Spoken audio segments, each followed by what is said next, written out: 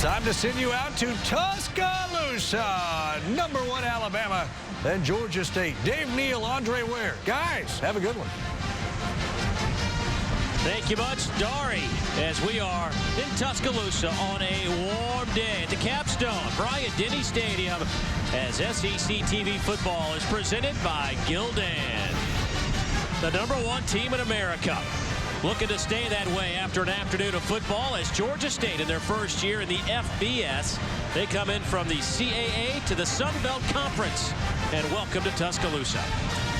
And a pleasant good afternoon, everybody. I'm Dave Neal. This is my College Football Hall of Fame partner, Andre Ware. Glad you could join us today. And Andre, let's focus on this Alabama team. I mean, they are 4-0, ranked #1 like they were at the start of the season. But something just feels a little different about this 4-0 start. Can you put your finger on it? Yeah, a lot of teams would kill to be 4-0 and get off to a great start. I would, if I was still playing. But, you have that consistency factor with Alabama. Nick Saban, we sat down, we talked to him yesterday. He says this team has gotten progressively better, which is on schedule to where he wants it to go.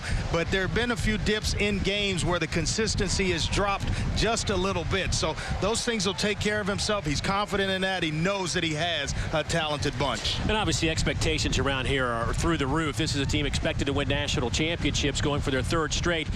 Coming off a great win against Ole Miss, blanking them 25-0 just last week. But still, they're 13th in the conference in rushing, 13th in total offense. Some numbers you're not accustomed to with Alabama. But regardless of all that, when you have a guy like A.J. McCarron running the show for you, you got to feel pretty good. He's going to get you out of some bad spots. He's a fixer. He can fix a lot, and he's played a lot of snaps for this team and this program. And you're talking about a 67% passer for his career, 2-time national champion in consecutive years. The guy's just breaking every record around here along the way, and he's a tremendous leader. It's his program now. Once it was Mark Ingram's, then it was passed to Trent Richardson. He's now the face of Alabama football. And if I'm choosing sides, any college quarterback in America, you give me the choice, I'm taking that guy. He's a winner. Yeah, big game quarterback as well. And down the road, there will be some more big games for this Alabama football team. Speaking of a big gamer, we got our own down on the sidelines. Her name is Kara Capuano. Let's join her now. Hey, Kara. Hey, Dave.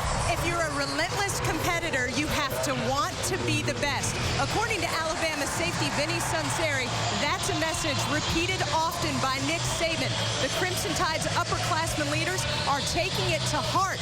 They feel it's their responsibility to show the younger players around them how to be the best. There is an expectation that comes with that #1 ranking, and Sunseri told us he felt like Alabama took a huge step last week. He said he thinks people underestimate how close this team is. Teammates think of each other as family. They're rallying around each other.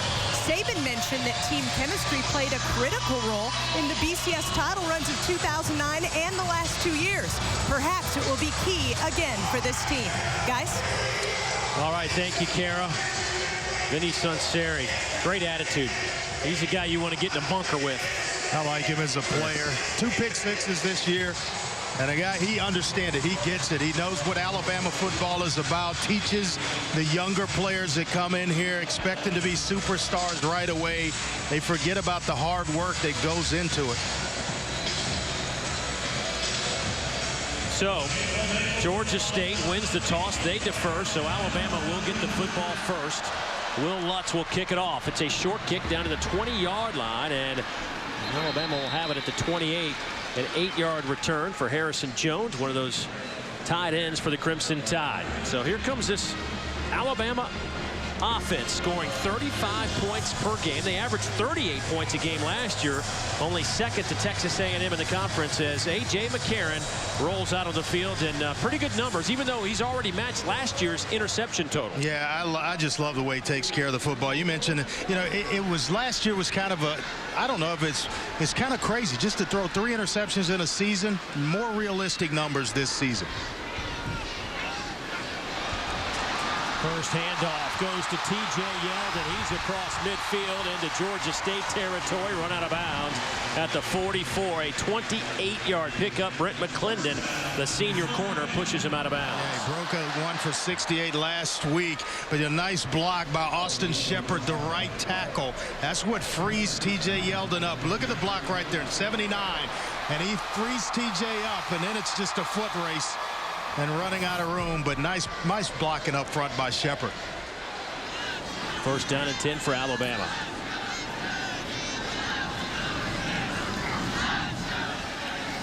McCarron throws it to the outside. Pass caught by O.J. Howard, the true freshman out of Prattville, Alabama. That's his 7th reception of the year and a gain of 12. Boy, they really like him. Very explosive is how offensive coordinator Doug Nussmeier told us yesterday. He provides the vertical stretch that you need in the passing game. Young player, good size at 6'6". You know he's going to grow into that frame just to about 240. He's got a lot of room to put on some more weight and strength. So from the 30-yard line, another fresh set of downs for the Tide. Quick hitter here to the near side. That pass is caught by Christian Jones, and he'll be wrapped up by Terrell Robinson, the junior linebacker, after a gain of 3.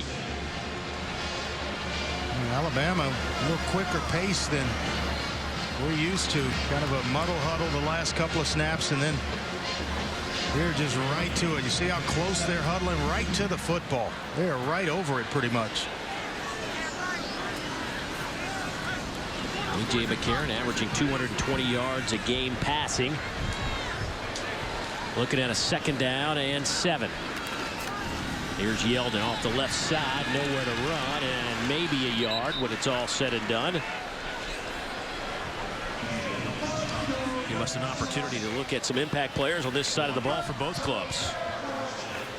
Yeah, for Bama offensively, right guard Anthony Steen. I'm telling you what, a nasty player that is a good run blocker, and I like Kenyon Drake. I think he's the next great back here at Alabama, an explosive player. Cale Singleton, when I turn on the film for Georgia State, he is flying up making plays out of that secondary.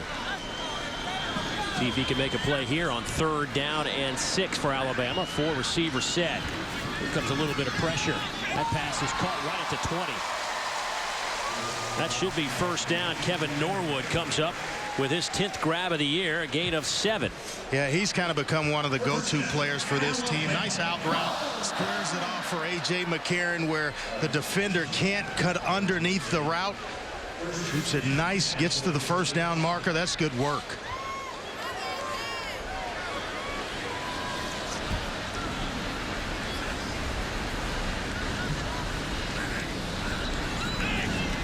McCarron all day to throw. Hits Christian Jones. He's to the 15 and to the 10 and run out of bounds inside the 10. They'll spot it between the 8 and 9 yard line. Another 12-yard pickup. McClendon pushes him out of bounds, but Christian Jones just becoming more and more of a factor on the offensive side of the ball. Yeah, he's a good return man, and then he's just continuing to work his craft at receiver. He's an explosive player in his own right, just you know, in his junior year, but he is kind of well-rounded or developing his game as a pass catcher.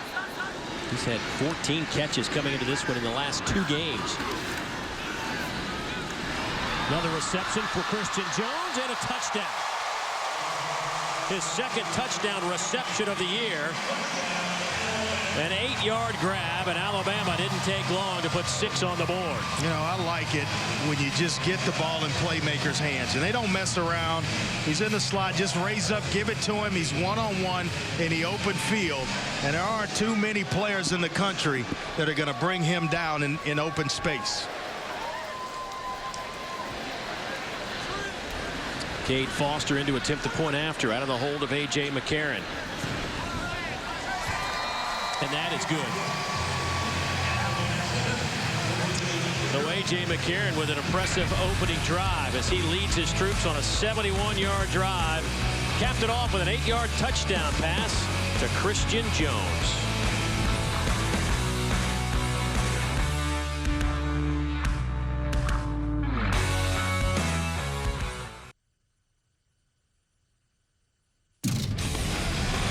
Take a look at this last drive by Alabama, Andre, and it looked pretty easy. Yeah, started with a running game, and T.J. Yeldon a big run, and then it was A.J. McCarron to the air to his true freshman tight end, O.J. Howard. He hit the ball in a playmaker's hands in Christian Jones, and then McCarron back to Jones again. McCarron on that drive, 5 of 5, 42 yards, and then the touchdown pass to Christian Jones. Look at our BMW scoring drive, and it ate up over 3 minutes off the clock, and McCarron's numbers flawless. Christian Jones, 3 catches, 22 yards, and a touchdown. So the last 2 games and 3 minutes for Christian Jones has now produced 17 receptions. I think A.J. McCarron might be logging in on 2-2 right now. I'll tell you what, he is just automatic. We had a chance to visit with him. We'll get into that yesterday. The kick from Cade Foster will settle in at the 3-yard line, taken by Kelton Hill, the former quarterback, and he's out to the 25-yard line. So Georgia State with their first opportunity here in Bryant-Denny Stadium. Ronnie Bell is their quarterback, a sophomore out of Fayetteville, Georgia, transferred in from Ohio. They had a career-high 391 yards in their opener against Samford. This has been a team that has struggled scoring points. They are averaging just 17 points a game and less than 100 yards rushing per contest. Well, he had to earn the job. They didn't give it to him after transferring in from Ohio. Had to beat out Ben McClain and Clay Chastain.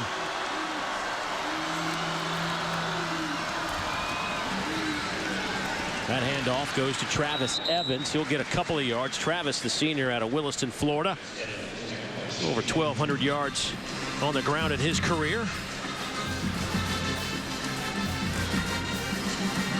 Georgia State came here back in 2010 and played Alabama when Bill Curry was coaching the Panthers. Alabama won that game 63-7. Only the 4th year of football for Georgia State. Right in the heart of downtown Atlanta.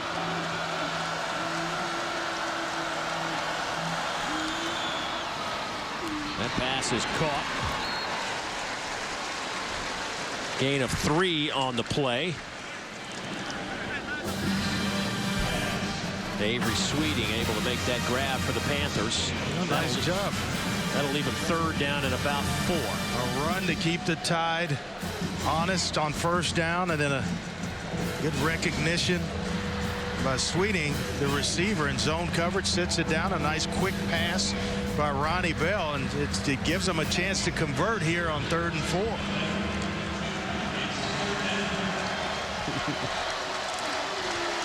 Play clock already down to 5.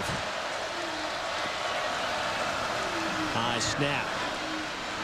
That pass is caught by Robert Davis. He'll have a 1st down. C.J. Mosley tracks him down, but a gain of 5 when they needed 4. And there's a look at that 6'2" freshman they're very high on for Georgia State. Yeah, they really like Robert Davis. 42-inch vertical jump. He's a 6'10" high jumper, but that's a nice job as well by Ronnie Bell. Catching the snap that was a little bit high, and it's zone coverage, so you got to get it out. You want to go quickly to Davis. Able to regather and then still get the ball out on time to give Davis a chance to run for the 1st down. From the 38, 1st down and 10, Georgia State. That play was blown up from the get-go by Brandon Ivory, the junior nose tackle out of Memphis, Tennessee. He lost a 4 on the play. The 310-pounder just went right by his man. Boy, showed you tremendous quickness and strength as he gets by Cade Yates, the center, and he was just about there when Travis Evans took the handoff. That's 310 pounds, showing that kind of quickness and strength. So now Georgia State looking at 2nd down and 14. This is not a place where Jeff Jagosinski, the offensive coordinator, wanted to be. 3rd and long. 2nd and long, I'm sorry. Little delay, and they will say Evans hit the ground at about the 32.5-yard line. Loss of a yard. And let's take a look at our impact players on this side of the ball. Yeah, for Alabama, defensively, C.J. Mosley, a guy that just does not come off the field. He can cover slot receivers. He's that versatile. Vinny Sunseri is a leader on the back end and an experienced player at the safety position. And then the best weapon offensively for Georgia State, Albert Wilson, returned to kickoff 97 yards for a touchdown the last time these two teams faced each other. 3rd down and long. Georgia State better be careful here. Flag down at the line of scrimmage, and a whistle will stop the play.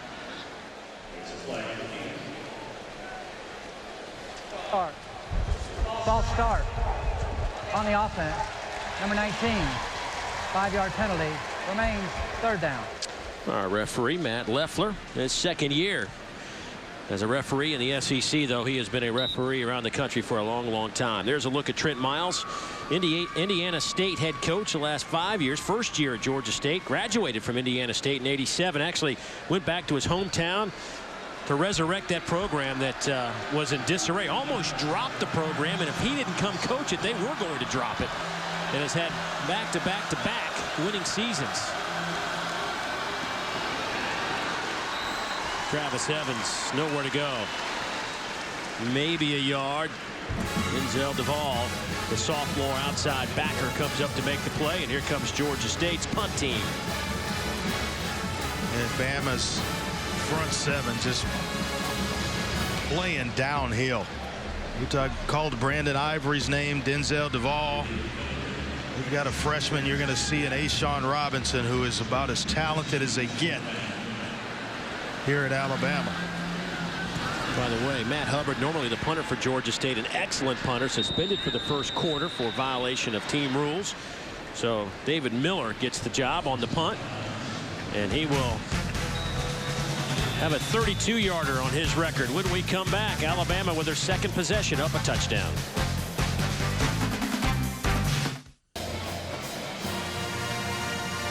Homecoming weekend here in Tuscaloosa, and the home team up by a touchdown, 7-0 here in the first quarter. Now make sure you join us at halftime as we announce this week's winner of the Honda Generators Tailgate Giveaway. Each week we'll be awarding a brand new Honda EU 2000i generator to the fan with the best tailgate. Simply send us video or pictures showing how you tailgate for your chance to win. Be sure to log on to ESPNevents.com for more details on how to enter.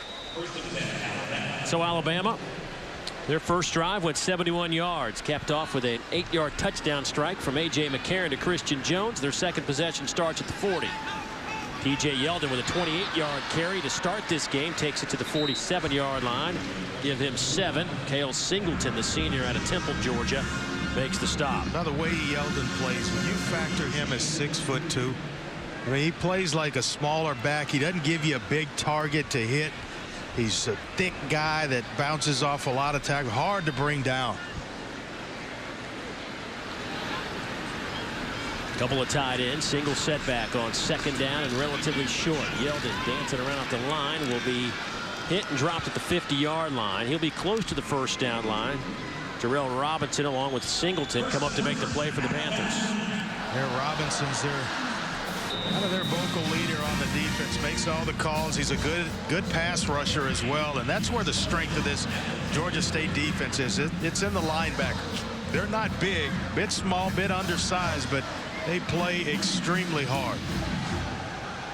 Among their starting linebackers, their largest guy is 6 feet, 220 pounds. Joseph Peterson, the sophomore, the only player out of Alabama. Joseph out of Dothan, Alabama, wearing number 44 in white. Here comes Jones in motion, but they'll hand it off to Yeldon, dancing around, and he'll take it inside the 45. Give him 8 on that carry. Singleton comes up to make another play for the Panthers. He's able to cut it back. It starts left and comes back right. And big Anthony Steen, who's one of our impact players.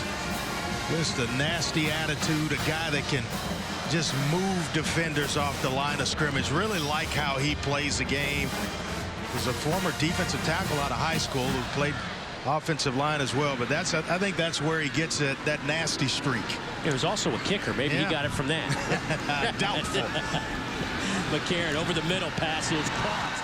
Andrew White with the reception down to the 29-yard line. Gain of 13, but this offensive line, and Coach Saban telling us yesterday that, you know, they'll play 4 or 5 great plays in a row, but then somebody in there will mess something up. You can't have those negative plays, and when they can get it all together, this is a pretty good group, he feels. Yeah, you look at it, 3 new offensive starters. Cyrus Kwanjo's back and Steen, but everybody else relatively new up front. And it takes a while to build some continuity with those 5 guys on the offensive line.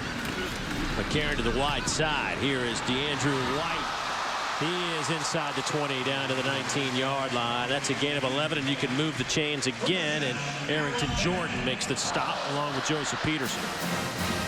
White is from a excellent high school program in Houston, North Shore. All they do is win games at North Shore. They produce a lot of good athletes, and certainly DeAndrew White falls in that category. At the 18, it's 1st down and 10. I didn't think he was going to come down here to do it. McCarron to Vogler. He's down to the 9-yard line. He'll pick up 9. He'll be just shy of the 1st down. Vogler's a guy that's more known for his blocking ability and on the online blocker. And there he gets a bone thrown at him every once in a while. He had a catch last week, and that one gets close to a 1st down for this Bama offense. 6'7", 260-pounder now with 7 grabs on the year. Alabama will line up in the I formation. Austin Fowler, the fullback. Yeldon is the tailback. Illegal substitution on the defense. 12 in the formation. That's a 5-yard penalty. It results in a 1st down. Well, that was one way to try to slow him down. Well, 2 guys going off. Now someone decides to go back on. So really we're going to go from 12 to 10.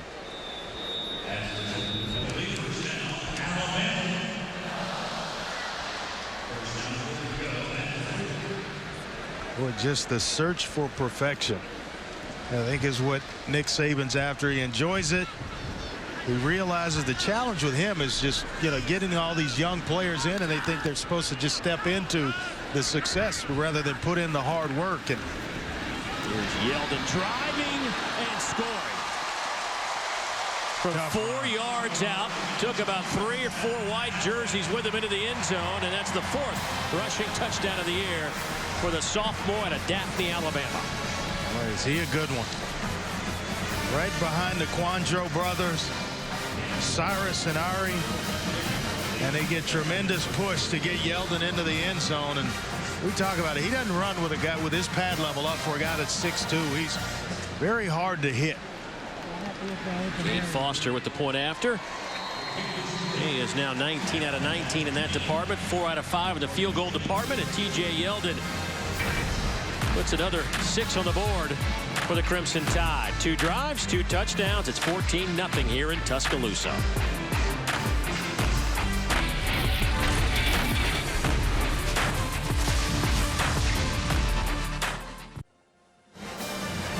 Back at Bryant-Denny Stadium here in Tuscaloosa on a warm October afternoon. The Tide with 2 touchdown drives and lead Georgia State 14-0 here in the 1st quarter.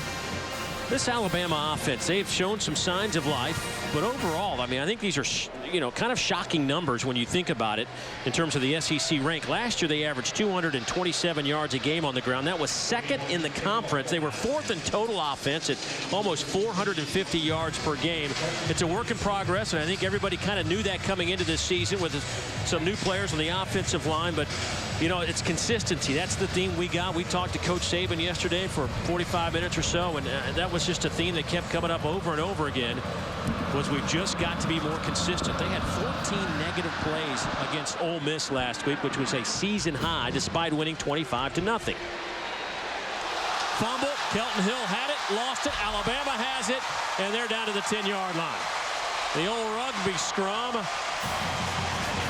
And Alabama has a very, very short field. Well, he takes a hit, and the ball just goes right into the hands. Right there. It looks like Dylan Lee is the guy who recovers the fumble for Alabama right there. Oh, what a shot that Kelton Hill takes, and then the ball comes. It's a hit right on the football.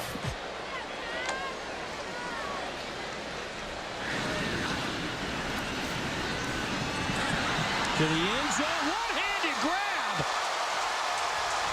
Touchdown, Alabama. DeAndrew White with the catch, perhaps of the year. That'll be a Sports Center highlight. What a grab.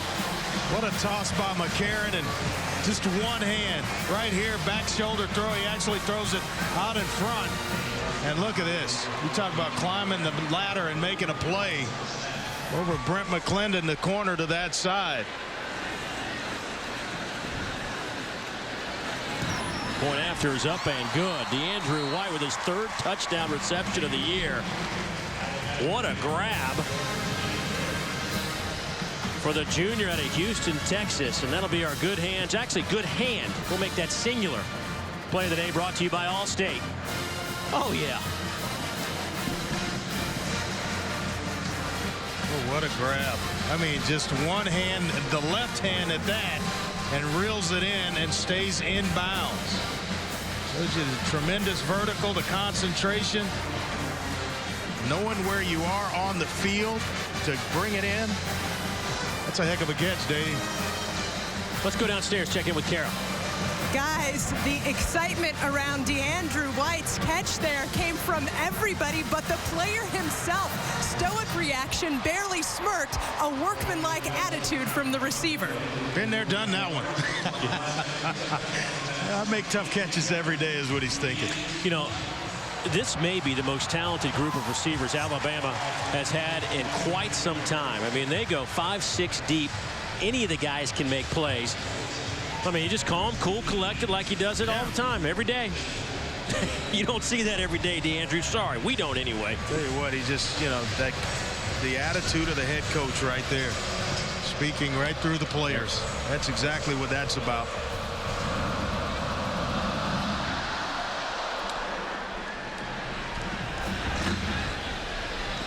And Kelton Hill this time will, Albert Wilson will take a knee. The most powerful conference in college athletics will live on a new network. Tradition has found a new home. It's the SEC Network, launching in August of 2014. For more information, go to getsecnetwork.com. We'll be here before you know it. 3 football games every single Saturday beginning in 2014. You want to go ahead and make sure you have the opportunity to get that on your cable or satellite provider. Yep. Georgia State, they've got to go back to what they did in that initial drive. A run to keep Alabama honest on first down, converted with a couple of short passes on 2nd and 3rd down to move the chains. They need some chain moving plays here. Bobbled snap. Now it's up to Ronnie Bell to make something out of nothing, and he throws it away instead of taking a negative play. Boy, Andre, when you watch this Georgia State offense, the play clock is down to 3, sometimes 2 seconds before they take a snap. Yeah, we talked to the coaches, and they wanted to get it way down and take their time, make sure they were lined up properly to give themselves a chance to execute. But we'll keep an eye on the play clock because it is something to kind of look to in the day and age of offenses wanting to go super fast. It's not what this Georgia State team's about, especially today against Alabama.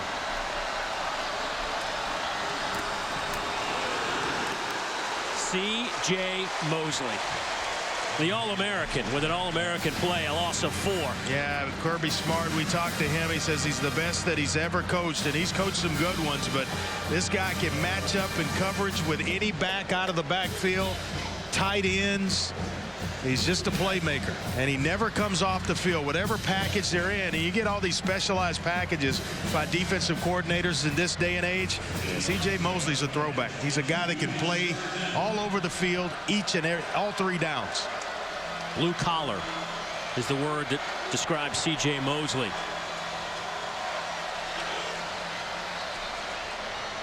That pass is caught near the first down line, and that should be good enough for a first down, as Avery Sweeting, a sophomore out of Brunswick, Georgia, picks up 14 on the play.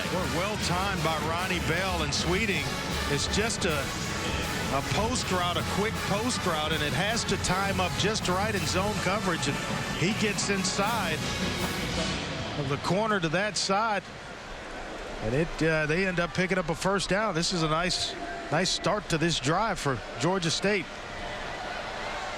Mishandle snap, throw it away, and you end up with a first down.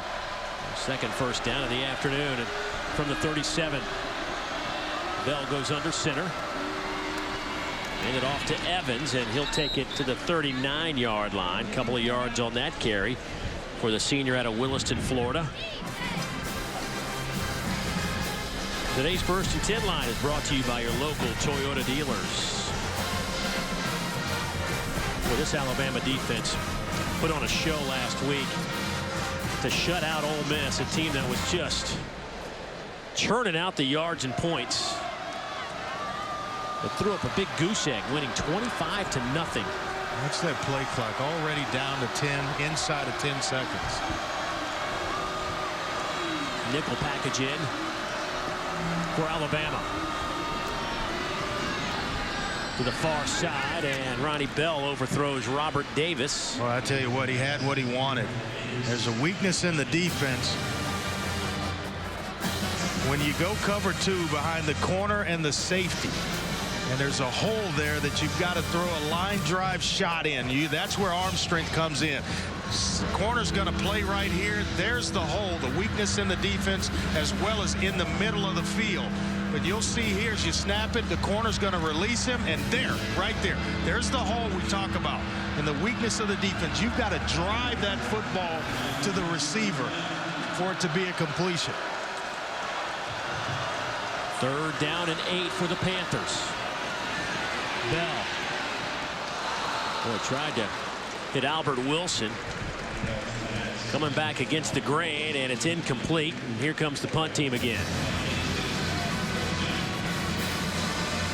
I just want to give Wilson just anything he could handle in that situation, but we've got to find a way. He's their best playmaker, and he hadn't really touched the football today. They try to get it to him there. We've got to get the ball in his hands. So David Miller back into punt on 4th down. Back to return, Christian Jones. And this one will be kicked out of bounds. Not a very good kick. That will, let's see where they spot that at the 38-yard line. Just a 23-yard kick, but no return for Alabama. Alabama's had some success under Nick Saban. How about this number? This was a shocking number to me.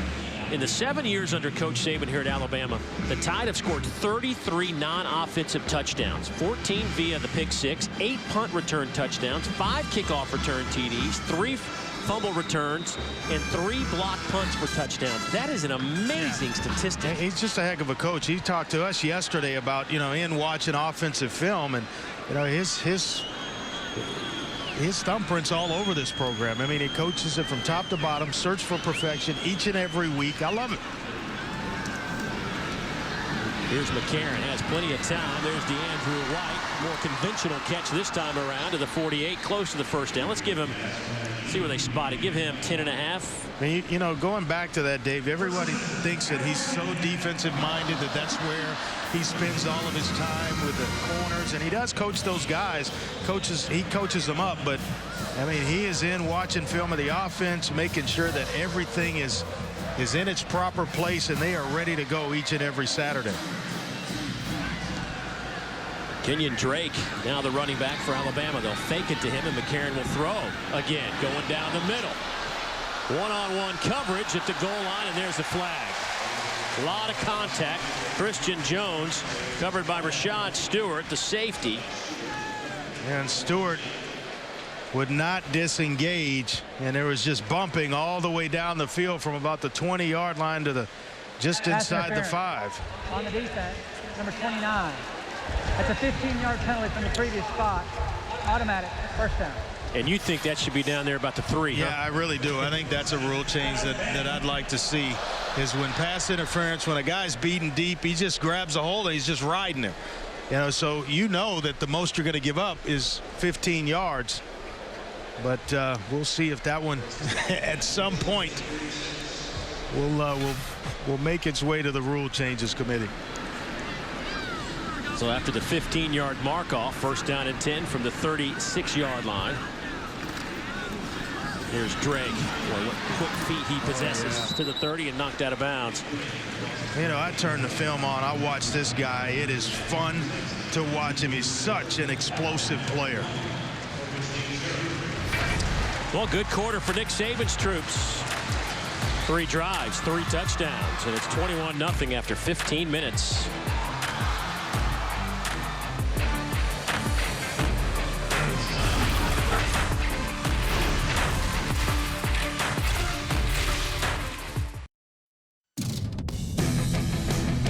Well, first quarter's in the books, and this is how Alabama scored. How about Christian Jones? 8-yard touchdown reception. 28-yard run on that drive by T.J. Yeldon. And then Yeldon able to take it in from 4 yards out after a 60-yard drive. And then DeAndrew White with a heck of a catch in the corner of the end zone. One-handed grab, and A.J. McCarron with a couple of touchdown passes. Now has 8 of those on the year. Look at our Shelter Insurance first quarter stats, and as you might imagine, it has been all Alabama. That one turnover on a kick return by Kelton Hill set up Alabama on a short field, and they were able to produce. 2nd down and 3 now to start the second quarter for the Crimson Tide with a couple of tight ends in the game. Drake will get the handoff, and he is hit after a gain of a couple. That'll bring up 3rd down and short. That was Robert Ferguson. Yeah, a lot of the challenge you have for a guy like Drake with his speed is that he wants to, most guys with that speed want to bounce everything. He is excellent between the tackles. They think he's turned the corner in terms of protection. So now he can go out and give you just about everything you want at that position and mix in that explosiveness. Boy, he is a dangerous back.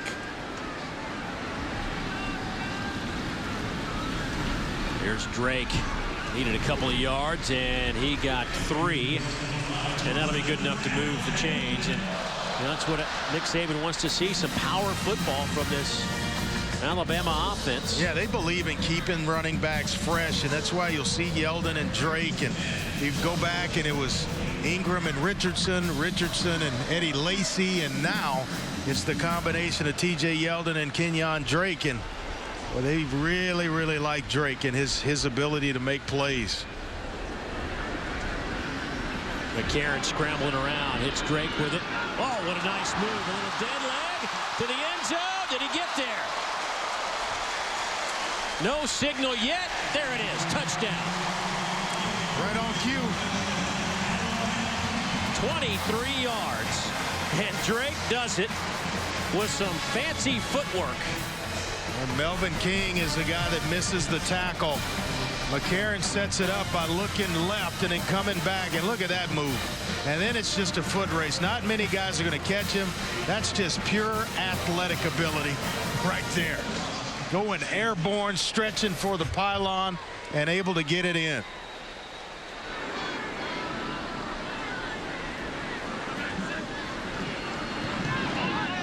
Point after is up and good.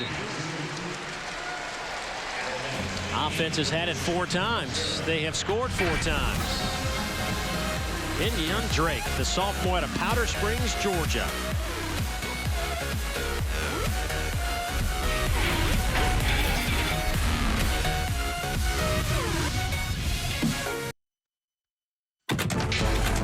Today's SEC game is brought to you by Hyundai. New thinking, new possibilities. Ramada Worldwide. You do your thing. Leave the rest to us. And by AT&T. Rethink possible.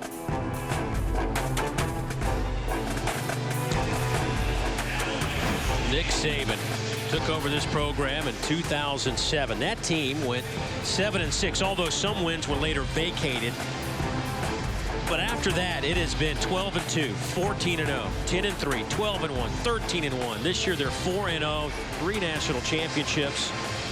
At Alabama, of course, 1 at LSU, and he calls it the process. Yeah, and this team's learning that process. I'll tell you what he does better than anything is he gets all these highly recruited players in here, and he gets them to buy into his way, and then to the team way, and it just kind of carries over to Saturday. But yeah, you come in, you're the big dog on campus in high school, and all of a sudden you get here. A lot of big dogs here at Alabama. But you've got to buy in to have successors. A lot of teams, maybe not this as much talent as Nick Saban gathers here, but a lot of teams have talent. They're not all, the chemistry's just not there. Over the 5-yard line. Lee brings it out of there and gets it out over the 15 to the 18-yard line. And let's go downstairs and visit once again with Kara Capuano. Well, guys, Nick Saban wasn't complaining yesterday by any means, but he told us people don't realize how hard it is to have the success that Alabama has had. With the high expectations, it takes away the time to develop and grow young players. As well, distractions multiply. Sometimes complacency can multiply, but everyone is still held to a certain standard, and they're really being troubled by that at times. Yeah, you get guys in, they think you just come to Alabama, you win national championships, and they forget about the hard work that you have to put in, learning the system, learning the Alabama way, as Vinny Sunseri told us yesterday. Ronnie Bell, false start against Georgia State coming up. That'll back him up 5. Before the snap, false start, offense, number 81, 5-yard penalty, first down. You know, one of the things that Coach Saban brought up about his process, and he says, you know, it took that when he got this program in 07, it took a while. It took a couple of years for them to buy into the process. That 09 team, he said, had unbelievable chemistry. They go on to win the national championship, and then in 2010 they go 10-3, lost the edge. But a lot of those guys that were on that 09 team realized what it took and carried it on to 11 and 12. And then you start having it, you can pass it down from class to class. Here's Bell. He'll try to keep it himself. Nowhere to run as he is forced out of bounds on the far side by Adrian Hubbard. You know, most successful college programs, after a while and you get it running, it kind of, once the process is in place, the program really runs itself, or the players run the program. Because you get a veteran player like Vinny Sunseri, as well as C.J. Mosley, and those guys can pass the knowledge of how to get it done and how to compete for national championships. And it's a little different than going to a coach. You know, it's player to player and a guy that's right at your position that's sitting in the locker next to you, rather than having to go sit in the coach's office where you might be a little intimidated. They'll swing it out to the far side. Not much doing there. A swarm of crimson jerseys wrap up Travis Evans.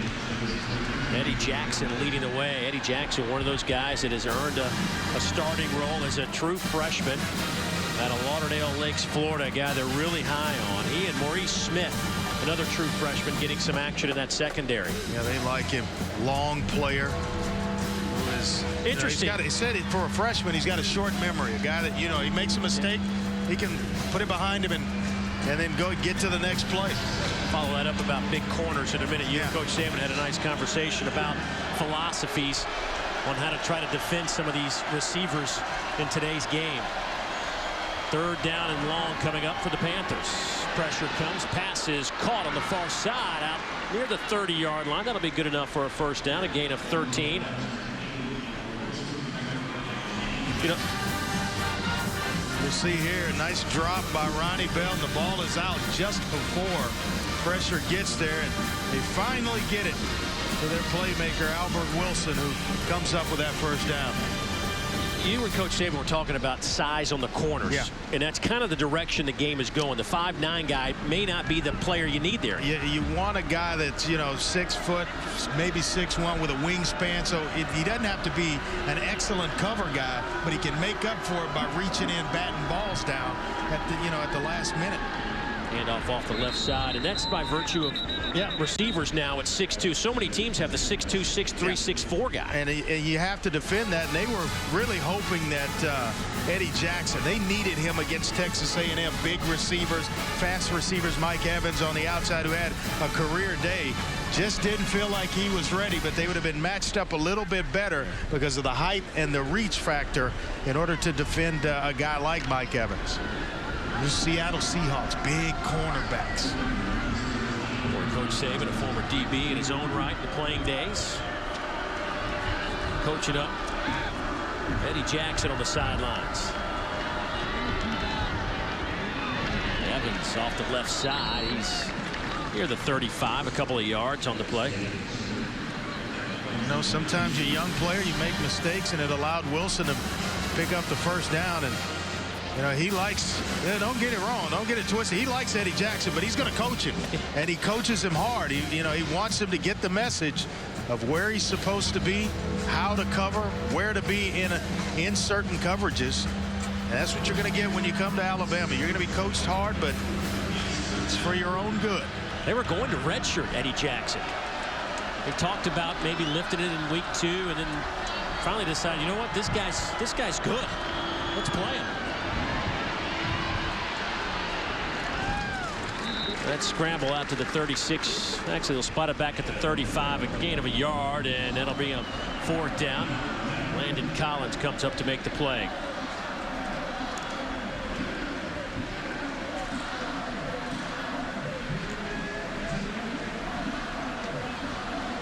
Well, you just watch Alabama just defensively. They're just big, fast, intimidating. Everybody's a 4- or 5-star recruit.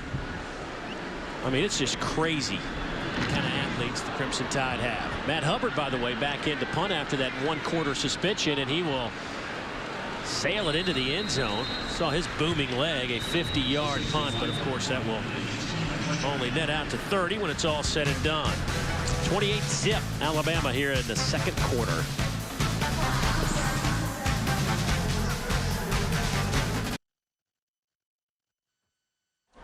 Number 1 team in America up 28 on Georgia State. 9:40 to go in the 2nd quarter. Time now for a look at an SEC great brought to you by Regions Bank. I would say that this young man had a decent career. Mark Ingram, the Heisman Trophy winner. First in school history. Crazy that it took till 2009 when you think about the players coming through Alabama over the years. 2nd highest single season total with 1,992 yards. Fans, be sure to look for the Regions stint next week at the Texas A&M and Ole Miss game to meet SEC great Jake Gibbs. Test your skills at our football throw and pose with the SEC Championship Trophy, courtesy of Regions, official bank of the SEC. That is a head scratcher, isn't it? Yeah. 1 Heisman Trophy winner in school history, and as much success as this program has had. Boy, wide open on the far side is Kenny Bell, the senior out of Louisiana, brought down by Arrington Jordan. 18-yard pickup. Well, here are the guys now trying to follow in those footsteps. Yeldon and Drake. Just about 6 carries for Yeldon, 3 for Kenyon Drake, and Yeldon off to a nice start. 6 carries, 51 yards. Just give Drake a while. You keep feeding him the ball and he gets closer with the carries, he'll inch his way towards 51 himself. Well, Drake did have that 23-yard touchdown reception a moment ago. Austin Fowler in at running back now. McCarron trying to stay perfect on the day and incomplete. His first miss of the afternoon. He is now 12 out of 13, 137 with 3 touchdowns. Looking for O.J. Howard. It's just amazing the accuracy in which he completes passes. Last week against Ole Miss, he was 78% for that game. I mean, that is doing it, and he is a 67% passer or completion percentage for his career at Alabama. 2nd down and 10. They'll hand it off to Fowler, the big back. Into Georgia State territory. Give him 13 on that carry, and that'll be a 1st down. Joseph Peterson brings him down. Yeah, he's kind of an H-back type, but they'll line him up, give him some carries at tailback, and just watch this nice edge block there, and I'm going to just split 2 guys, run over 2 more, and pick up the 1st down. That's 6'1", 250 pounds coming at you.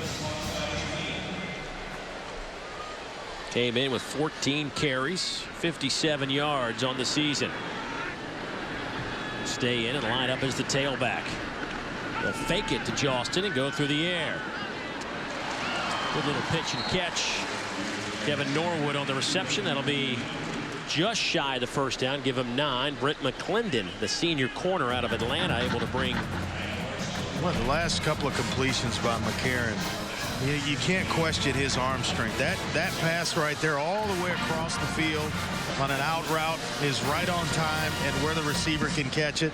Then another one as he's rolling out, just so accurate with the football.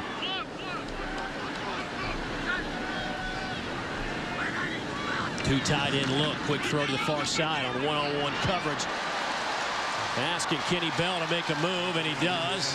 Down to the 22-yard line. Arrington Jordan pushes him down. A gain of 19, and the numbers are just piling up for McCarron. Boy, nice.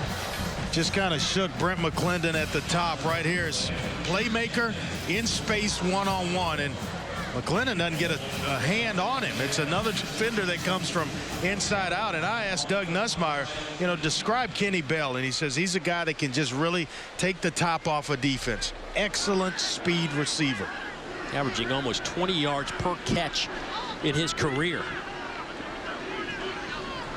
From the 21. Karen will throw it again. Little underneath route to Kevin Norwood. They're going to have a pass interference on the back end. Yeah, down around the goal line. There's a flag down.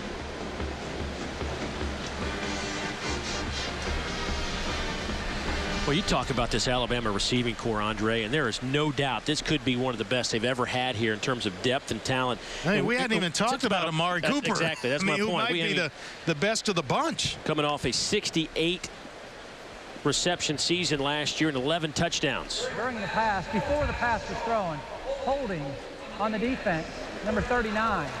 That's 10 yards from the previous spot, automatic first down. Amari, 9 catches on the year on the field, and we talked to Coach Saban about it. And you know, where is Amari? He's been a little banged up, but he says, you know, he's also got to get right at practice. Yeah, you got to, you know, at that position, this time in the year, they're going to be nagging injuries, leg injury, whatever it is. You got to play through it and somehow fight through it. But he is a big target and a guy that knows what to do with the football. And there's so many weapons, as you mentioned, at that position of receiver, as well as the backs they have, and the best in the country under center in A.J. McCarron. So first down from the 11-yard line. Fowler still in at running back. The 250-pounder barrels his way down to the 3.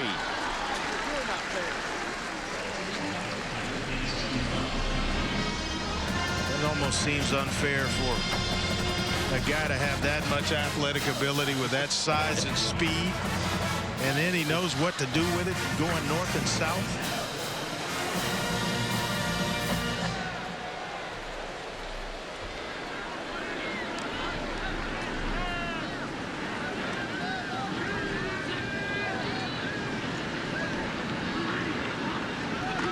Fowler again off the left side, falls forward. He'll be just shy of the goal line, but that should be good enough to set up a 1st and goal.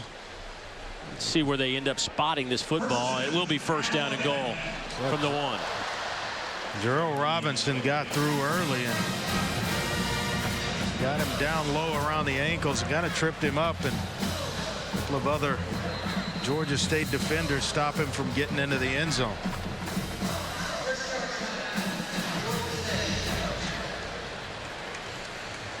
Trent Miles wants a timeout for his Panthers. 6:15 to go in the second quarter. Alabama looking to stretch this out to 35.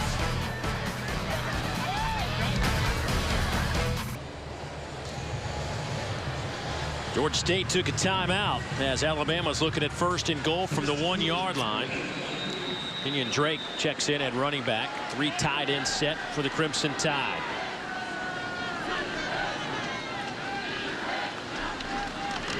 Play fake it, looking to throw to Fowler, and he makes the touchdown reception.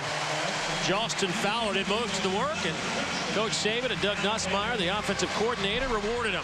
What a weapon. A big guy that can run between the tackles. They can line him up at H-back, fullback. A lot of different places in this Alabama offense, and he still can make plays.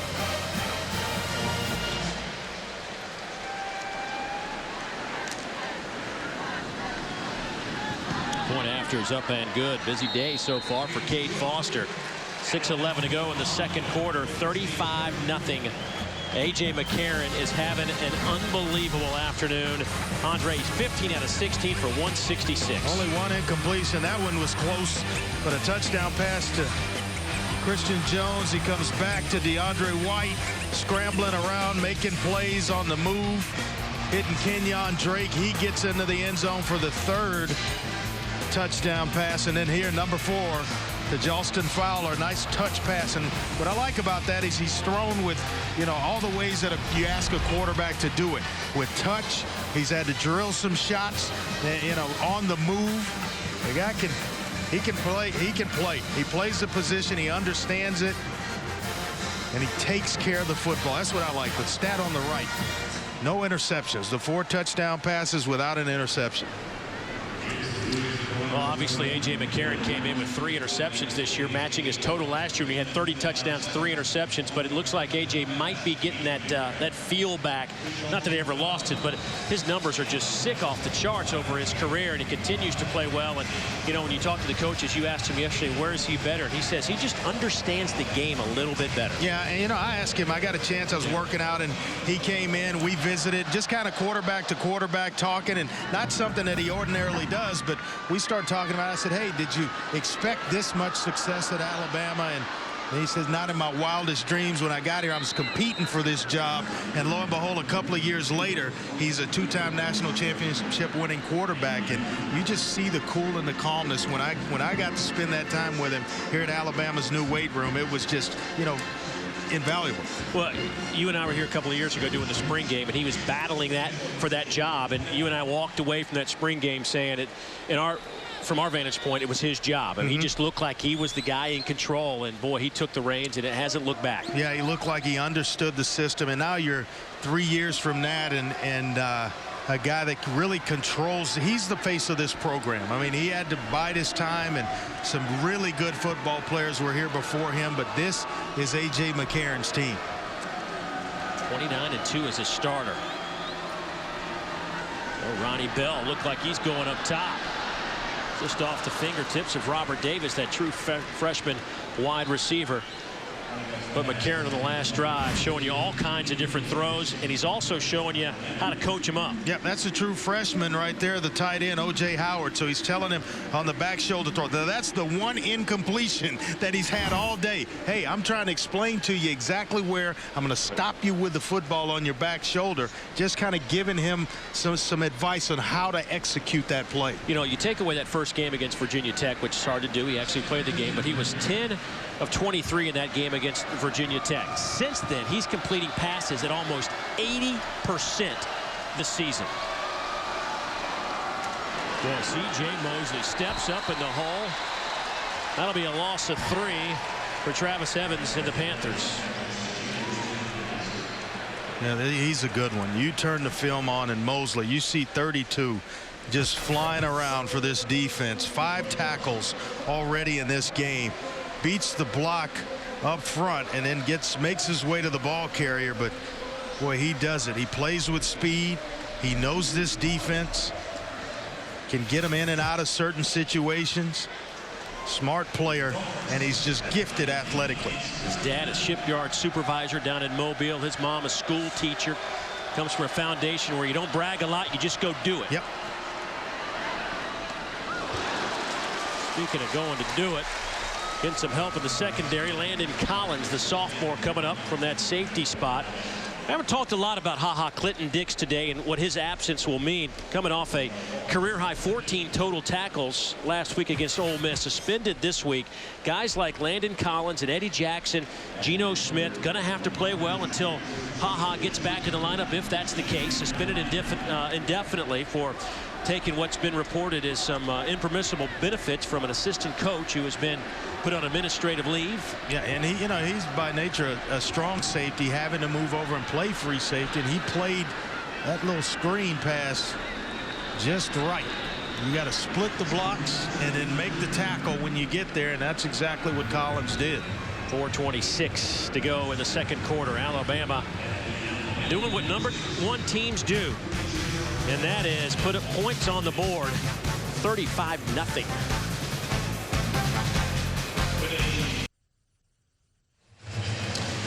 Well, A.J. McCarron, no helmet on this possession for Alabama. Looks like his day may be over. This is a la Andre Ware back in the day in Houston, where you didn't get to play but a couple of quarters.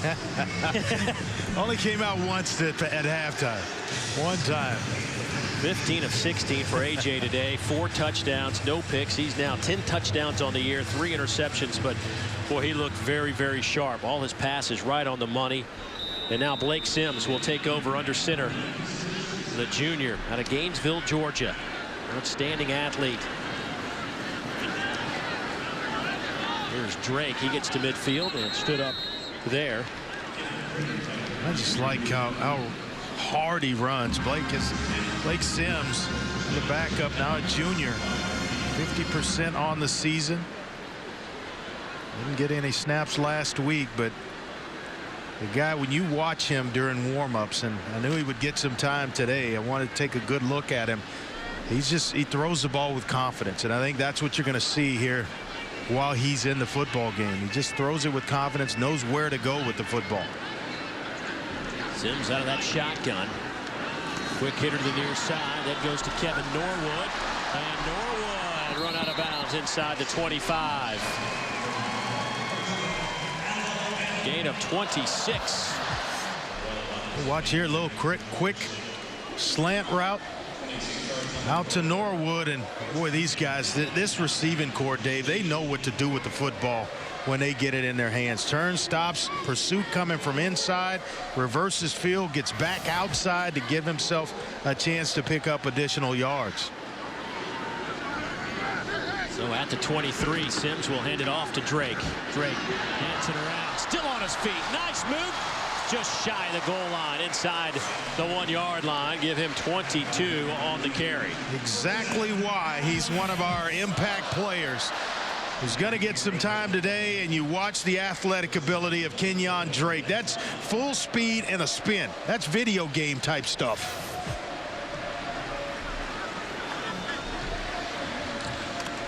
So Drake will head back to the sidelines. Already has a touchdown reception, and D. Hart will check in. The sophomore out of Orlando, Florida, will line up. 5'9", 185 pounds, dancing around, and there's a flag down at the line of scrimmage as Hart was shy of the first down, or the goal line. Kite Dallas tripped him up. For the snap, false start. On the offense, number 8, 5-yard penalty. Remains first down. Correction, number 58, number 58. Actually, it's 64 at right tackle. Grant Hill. A little bit early. Grant, another one of those true freshmen out of Huntsville, Alabama. Rated the #1 offensive guard coming out of high school by ESPN Recruiting. Boy, a little mishap there between Sims and D. Hart. And D loses a few yards, and now they're back outside the 10-yard line. It's going to give Blake Sims a little more room. There you go. Throw his first touchdown pass of the season.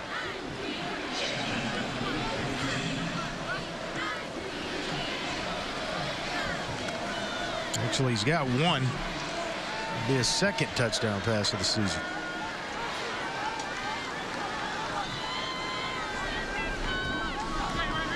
Watch this tight end on the backside here. Right in here. Another flag, and this is the kind of thing that's going to get Coach Saban fuming.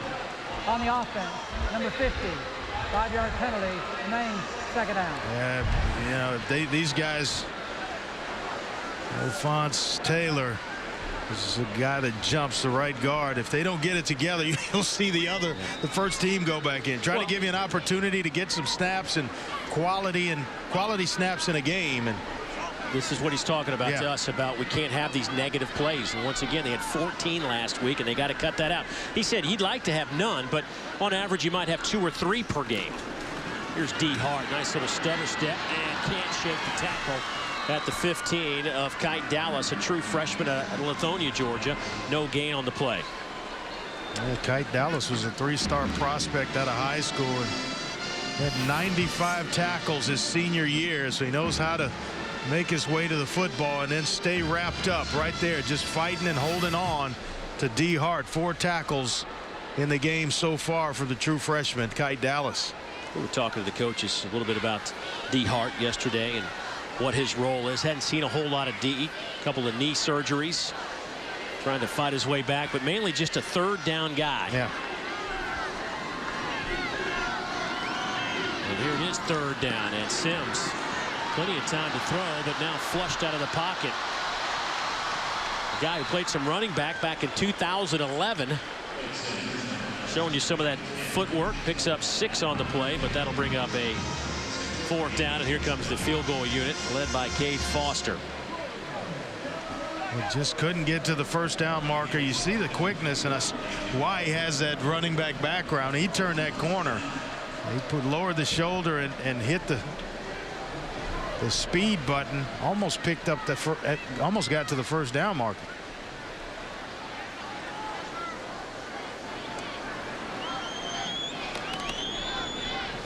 A 27-yard attempt from Foster. And he will split the uprights. He's now 5 out of 6 on the year. And Alabama now leads it 38-0. Well, coming up on the C Spire halftime report, Ole Miss back in action after being blanked last weekend against Alabama. Always Florida and Arkansas. Interesting matchup there. You got the very talented running back combination of Arkansas against a defense that has been on lockdown for the Florida Gators. But Florida having so many troubles trying to score points. That's a big game for Arkansas. They are going to murder's row on their schedule. Yeah. And if they can somehow hold on, and we'll see the Hogs next week against South Carolina. But that's a big get if they're able to knock off the Florida Gators, who playing without Jeff Driscoll in this one. There it is next week. You see upper right on your screen, South Carolina, Arkansas. That will be a very interesting matchup in Fayetteville. I think Brett Bielema is the man to get Arkansas redirected. Loves that power football, big backs, big offensive line, solid defense. That's how that program's going to be built.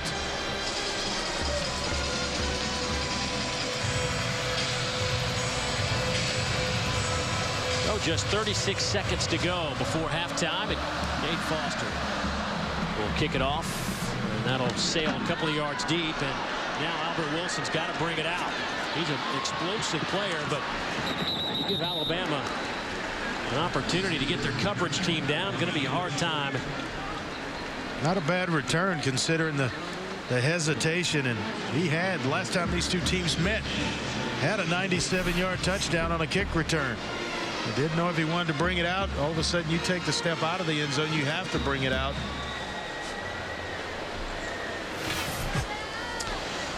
Today's First and 10 line brought to you by your local Toyota dealers.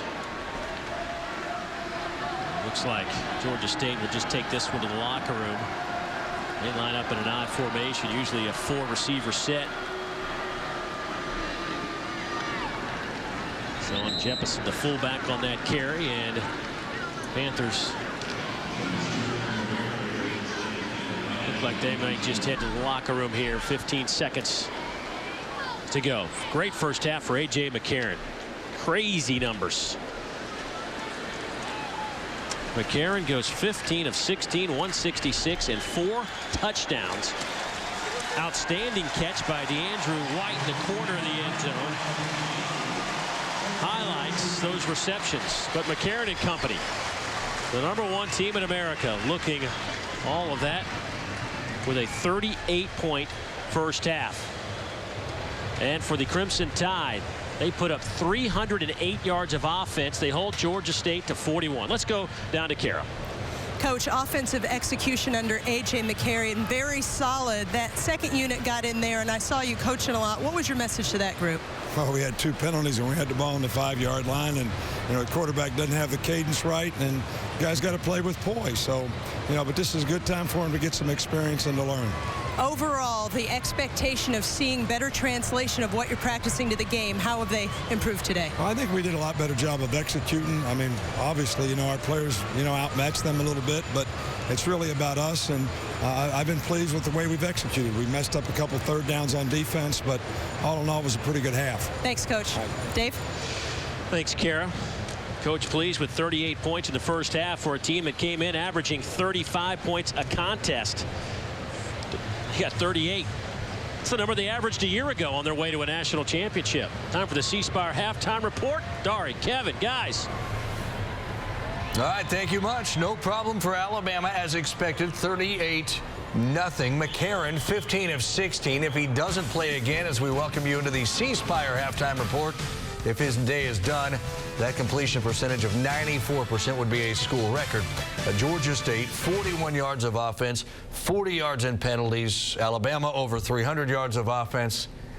What do we think was going to happen? Well, between last week, this week, and next weekend versus Kentucky, Alabama's doing pretty well. They're looking like they're having these tune-up games to kind of help themselves along in the season, and that's exactly kind of what this game is turning into as we see the discrepancy in total yardage on either side. But Bama's executing the way that they want to be executing, and when Nick Saban says this all feeds into the whole BCS era that we're still in this year. Are we finished with A.J. McCarron today? And other Alabama starters probably should be. We will see. We, of course, won't know. And welcome back to SEC TV football presented by Gildan. Warm day here in Tuscaloosa, Alabama, and the Crimson Tide offense doing what they wanted to do, and that is produce long drives and put points on the board. 38-0 our score as we get set for the third quarter. Dave Neal alongside my partner Andre Ware. And Andre, I guess if you're Nick Saban, we heard from him walking off the field. He felt very content with the way his guys came out and handled business. Yeah, I mean, it was a flawless first half until maybe the end when the second string came in. A couple of penalties, false start penalties. And it was, before that, it's a clean game. Yeah. A.J. McCarron goes 15 of 16 for 4 touchdown passes. Did what they wanted to do.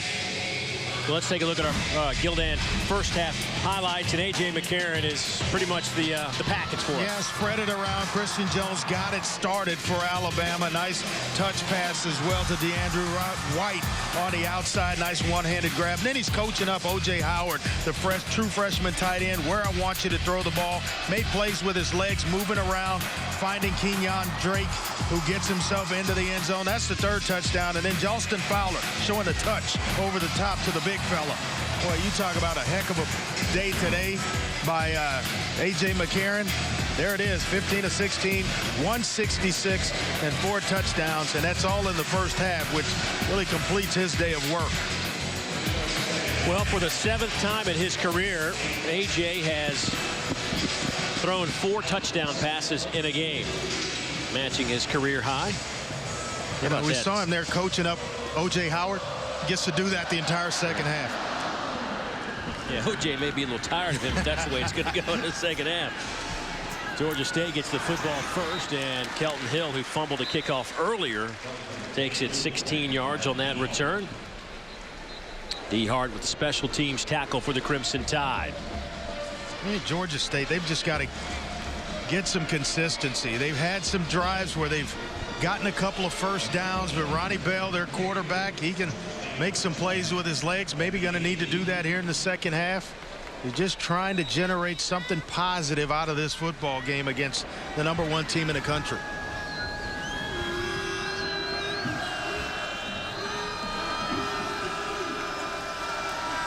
Alabama late getting a player on the field. Deep ball on the way from Ronnie Bell, and it floats in the air, and it's incomplete to Robert Davis. Just hung up in the air. Alabama lucky they get enough players on the field. They'll give us a chance to visit with Kara. Alabama is already the #1 team in the country. Quit doing things to help them. That was Trent Miles' message to Georgia State at the half, and actually a message I saw him share with the players repeatedly on the sidelines here in the first half. Make your tackles. Don't make mistakes on special teams. Make that catch, for example. He just wants Georgia State to do what it can do, control what it can control, make some plays, and maybe create some momentum for what they have ahead in their schedule after this game. Yes. Penalty, second out. It's just the fundamental stuff, Dave, like that. 12 men in the huddle. When they break the huddle, that costs you 5 yards, and it's already an uphill battle when you come in, as Kara stated, facing the #1 team in the country. You've got to do some things fundamentally right so you can, once you get into conference play, you give yourself a chance for success there.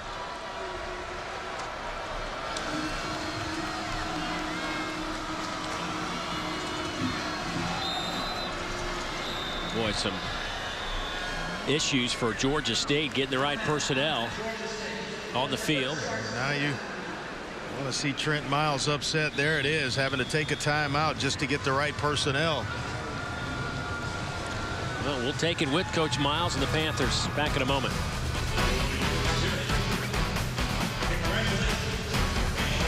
Well, after an illegal substitution and a timeout, Georgia State looks like they're ready to get a play run here in the third quarter. They had one incomplete pass, went deep on first down. Now they're looking at second down and 15 yards.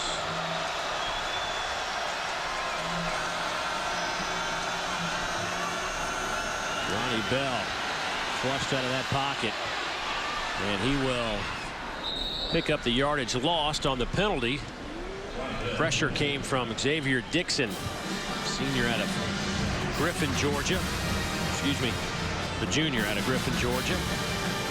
He wants that extra year. Yeah, I'll give it to him.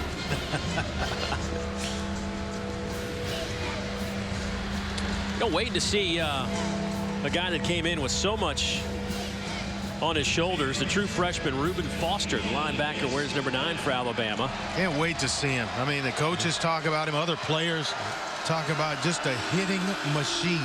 Still learning the ropes, but this is the type of game where he could get some snaps under his belt. Sunseri comes on a blitz, and Georgia State catches him on it. It's the fullback Jeppesen. He'll have the first down over the 35 to the 37, 18 yards on that pickup. Well, what a nice block by Albert Wilson, the wide receiver out far left in the formation. Watch his block come down inside and just kind of clean things up and free up the receiver right there. And that's the block that frees him up and allows him to pick up the first down. Sean Jeppesen, the fullback. Now that's how you compete. And we talked about Wilson affecting this game. He's a playmaker. Hadn't really touched the ball, but still making his mark on the football game. Well, that was C.J. Mosley leaving the field. Looked like he got banged up. That's big news for the Crimson Tide and their fans. Their leader on this team. Little play action here. Bell nowhere to go. Dixon chasing him down, and he just throws it. Yeah, this is going to be a... Yeah, didn't get past the line of scrimmage. Pretty obvious. Intentional grounding penalty here. Line of scrimmage is at the 35. Intentional grounding on the offense, number 18. That's a spot foul. Lost it down. Second down. Let's go back, Andre, and look at that last play. See what happened to 32 in Crimson. Yeah, keep your eyes on 32 working out. He recognizes formation in the play, and that's where Wilson just chips him off and stops him from making the tackle on Jeppesen, the fullback. But right there, just a nice chip block. That's nothing wrong, nothing illegal about that block. He is up and moving around on the sideline, which is a good sign for Alabama.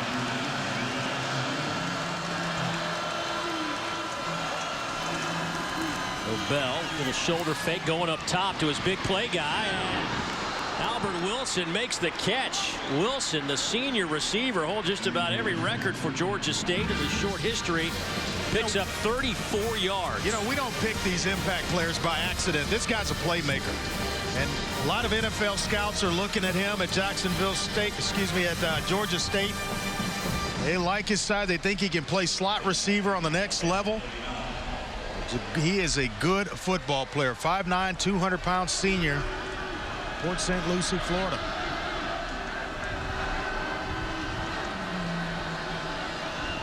Handoff left side. Here goes Evans. Nowhere to run. Couple of yards maybe when it's all said and done. Nice double move that the play before by Wilson to set up the cornerback, and then Ronnie Bell lets it go right as he's coming out of the second move to start up the field. And if it's thrown a little bit earlier with less air and he doesn't have to wait on it, it's a foot race between he and Vinny Sunseri. Well, Wilson has scored 19 touchdowns in his career, and the average touchdown covers 46 yards per game. Kelton Hill now in the Wildcat formation, the former quarterback, taking the snap, and he'll hand it off to Travis Evans for a gain of a yard. I'm going to go back to that. His average touchdown, Albert Wilson, his average touchdown covers 41 yards or 46 yards. That's crazy. He has receptions in his career for 93, 84, 78, 75 yards. And over his career, he's averaged 19.6 per reception. First year in the FBS level, first year in the Sun Belt, and he was preseason, second team preseason all Sun Belt. And that's you turn on the film, the guy just flashes. But Alabama's done a pretty good job keeping him in check this afternoon. Going motion out of the slot. Bell just throws it up for grabs on that sideline, hoping that Wilson could come up with the play, but Wilson hit the deck. Boy, Sunseri, you see the play he tried to make? He wanted to tip the ball back inside, and he had two other defenders or teammates there for the interception. And that's what he's talking about. Watch him here. He goes up. He knows he's not going to come back in bounds, but he's trying to tip it back inside. So maybe one of his players, Bradley Selby, I'm sorry, so he could come up with the interception.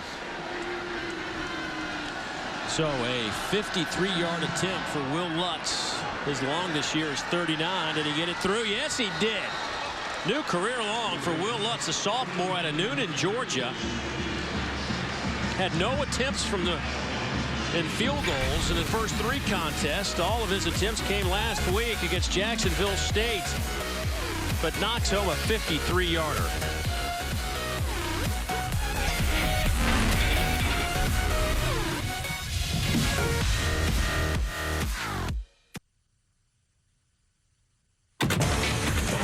Today's SEC game is brought to you by Dr. Pepper, always one of a kind. Honda Generators. Enter the Honda Generators tailgate giveaway for your chance to win a new Honda generator. Buffalo Wild Wings, the official hangout for NCAA football. And by UPS. Let UPS put the power of logistics to work for you. Dee Milner, outstanding player a year ago for the Crimson Tide, leading them to a national championship. Back-to-back titles for Dee and company. 38-3 our score here in the third quarter. Saw some first-round draft picks. There are plenty of first-round picks coming out of Alabama the last few years. Goes to the up back, Harrison Jones, younger brother of former center Barrett Jones, the All-American. But going back to 2010, look at the first-round NFL picks. I mean, Rolando McClain, Kareem Jackson. A lot of talent. Oh, you got Julio Jones in 2011. Mark Ingram that year as well was a 28th pick. Now in 2012, these are all first rounders. You're not talking about just one position, one specialized group. You're talking offensive linemen, defensive linemen, wide receivers, running backs. Mark Barron actually here today, watching the Crimson Tide on homecoming. Sims continues to work at quarterback. That pass is deflected. I think they'll have a quarterback join that group in A.J. McCarron after this season. How about 63 SEC players drafted last year? 35 of the 63 on the defensive side of the ball. It's what the conference has somewhat built its reputation on. This year, however, a little change in power. Maybe all those defensive players getting drafted last year has allowed these offenses to produce some pretty big numbers. Here's Sims. Couldn't tell if he was looking for Harrison Jones or was he trying to hit Kenny Bell with it, kind of in that middle ground area. I think it was Harrison Jones, the tight end, and Barrett Jones' younger brother, a versatile player in his own right. His older brother, played all up and down that offensive line. Senior year played center, moved inside from tackle to center. Really helped to solidify that offensive line last season. Sims will throw it on third down, and the pass is caught. Looked like it was bobbled a bit, but held on to by Harrison Jones. That's a gain of 12, and that'll move the chains. I'm telling you, I like the body language of Blake Sims. He knows the offense. He's confident in his arm strength and where to go with the football.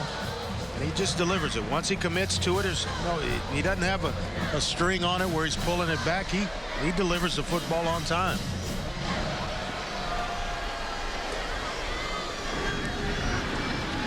Flag down. This could be a free play here for Alabama. D. Hart dancing around. Just couldn't get around Brandon Green, the tight end. He was trying to get the edge. Only a gain of 3. 5-yard penalty. First down. Theo Agnew, the transfer from UMass, who enrolled at Georgia State last year, to sit out with the transfer rule. Was the second leading tackler a year ago. So first down and 5 now for Alabama.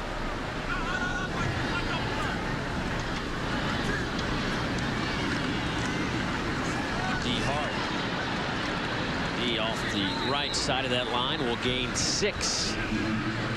And that should be good enough to move the chains. He starts right, like he's going out wide, and it allows the blocks to kind of set themselves. He just accelerates backside, not all the way back, but just over the guard, which gives him just enough room to pick up the first down.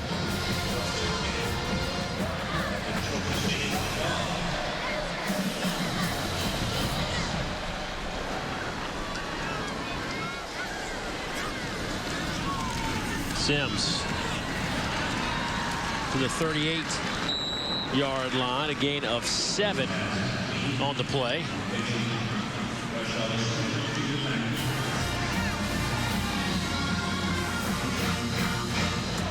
Malcolm Fashon makes the reception. He's another good-looking athlete.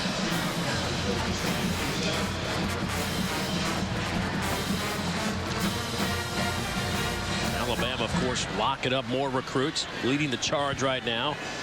And the ESPN school rankings based on verbal commitments, Alabama at the top of the food chain again. Chris Black with his second reception of the year. The redshirt freshman out of Jacksonville, Florida, gained 6.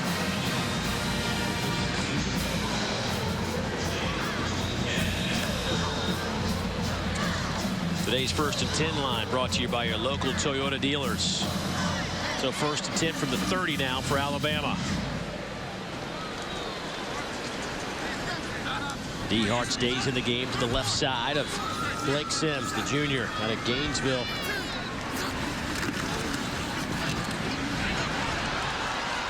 Here goes Chris Black trying to get the corner, and he'll get it down to the 15-yard line.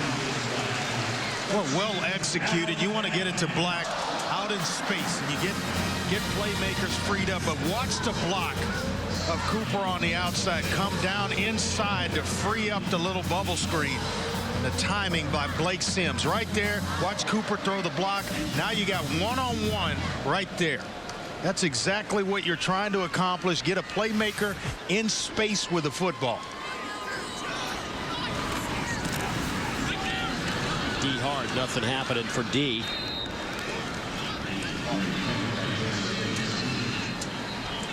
Loss of 2 on the play. They've got it back, Dave. Derrick Henry.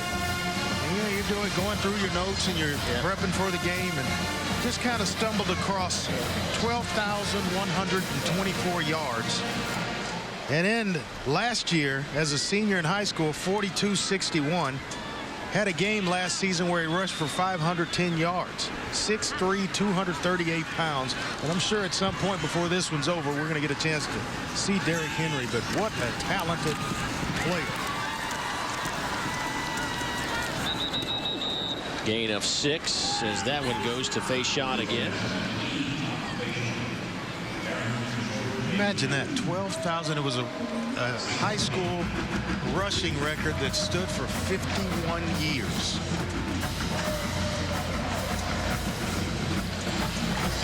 There's a look at 27. Changed numbers this week. Was wearing number 3. A couple of guys actually changed numbers. Sims throws. Pass is caught. Chris Black will get into the end zone. Touchdown, Alabama. 10-yard throw and catch for the Crimson Tide. And they put 44 on the board. Well, you can see some special talents in Chris Black as well. Watch him give the out. The ball's thrown out in front on time. He just stops on a dime. And the defender to that side, Arrington Jordan, has no chance to rally up and make that tackle because he stops, puts his foot in the ground, and then heads north to the end zone.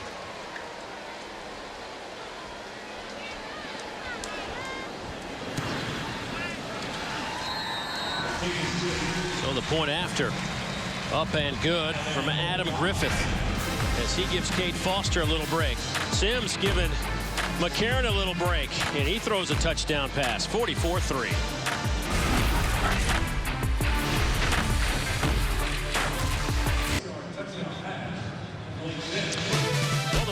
Storied conference in college athletics will live on a new network. Tradition has found a new home. It's the SEC Network, launching in August of 2014. It'll be here before you know it. And if you want more information on how to get it, it's easy. Go to getsecnetwork.com.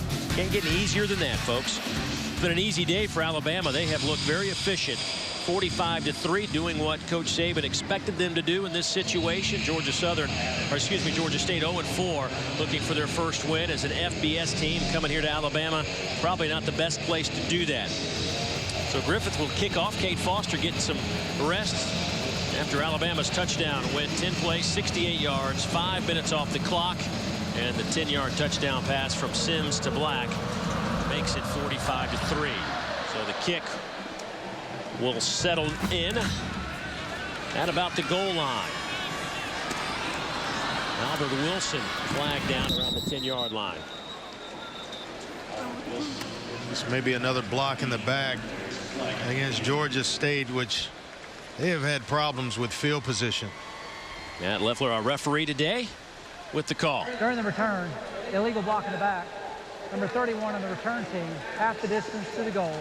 First down. Well, perfect opportunity to bring in a guy that used to wear that striped shirt with the R on it. The coordinator of SEC officials joining us now, Steve Shaw. Thanks for being here, and great to talk to you because there's so much going on about rules, in particular the new targeting rule. And let's start in that area. After 5-6 weeks of the season, how do you think this has gone in terms of officials calling it right, what fans and players and coaches have adapted to it, and what they think of it? Well, first of all, let me say I think the rule is doing what the rules makers wanted it to do. Nationally, we've had 32 fouls coming into this weekend for targeting. 8 have been overturned, but the number of targeting fouls are down per game. Last year we had 1 in every 8 games. This year it's 1 in every 10 games, even with the additional emphasis. A pass thrown for grabs up around the 34. Who's got it? Well, I tell you, both the receiver and the corner to that side fighting for the football. Robert Davis is the receiver. And I think they're going to award it to Robert Davis with a catch and a first down here. Bradley Silve. Bradley Silve with the coverage for Alabama. Take a look at this, and tie goes to the receiver here, Steve. It does, and Bobby Moreau right there making this call in great position, looking in, and tough call. I'm going to go with Bobby Moreau. There you go. He's standing. I always say that. I'm standing a quarter mile away. He's standing 3 feet next to it. Go with the guy who's close to it. Georgia State will take it on a first down and 10. And that pass a little bit low, and they'll say the catch is made. Back to the targeting rule and how it's played out for you. It's not your job to make the rules. It's your job to, I guess, educate and enforce those rules as coordinative officials. Overall, in a national scope, do you think that the officials that have called it have gotten it right, or has that been a work in progress? How would you assess that? Well, we spent a lot of time film study preseason, and I think we've done a good job with it. You know, the rule says when in question, it is a foul. Right. So these things happen at lightning speed, and I think our guys have done a very good job with it.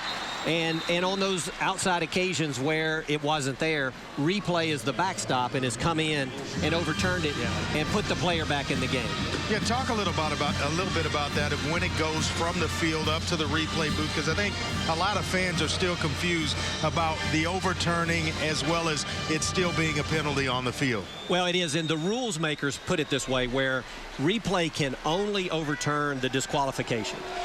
They did not want them officiating from the booth. Was it a foul? Was it not a foul? Because just because there's targeting, there could have been another foul involved. It could have been a roughing the passer, could have been a personal foul, unnecessary roughness. So they're only looking at the targeting component in terms of the disqualification. And if they see there was no contact to the head or there was no targeting, then they can put the player back in the game. But the 15-yard penalty stands. You know, we saw a moment ago, we have some video we'll show you here in a minute, but you said the players, it's taken them a little bit, but you're starting to see their adjustment in game on avoiding the launching and B, above the shoulders. Well, they really have, and you know, the most precious commodity to a player is playing time, so they don't want to lose that playing time.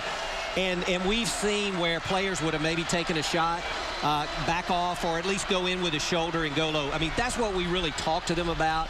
Really, three things. Number one, see what you hit. Heads up tackling. Number two, lower your target. And then number three, wrap up.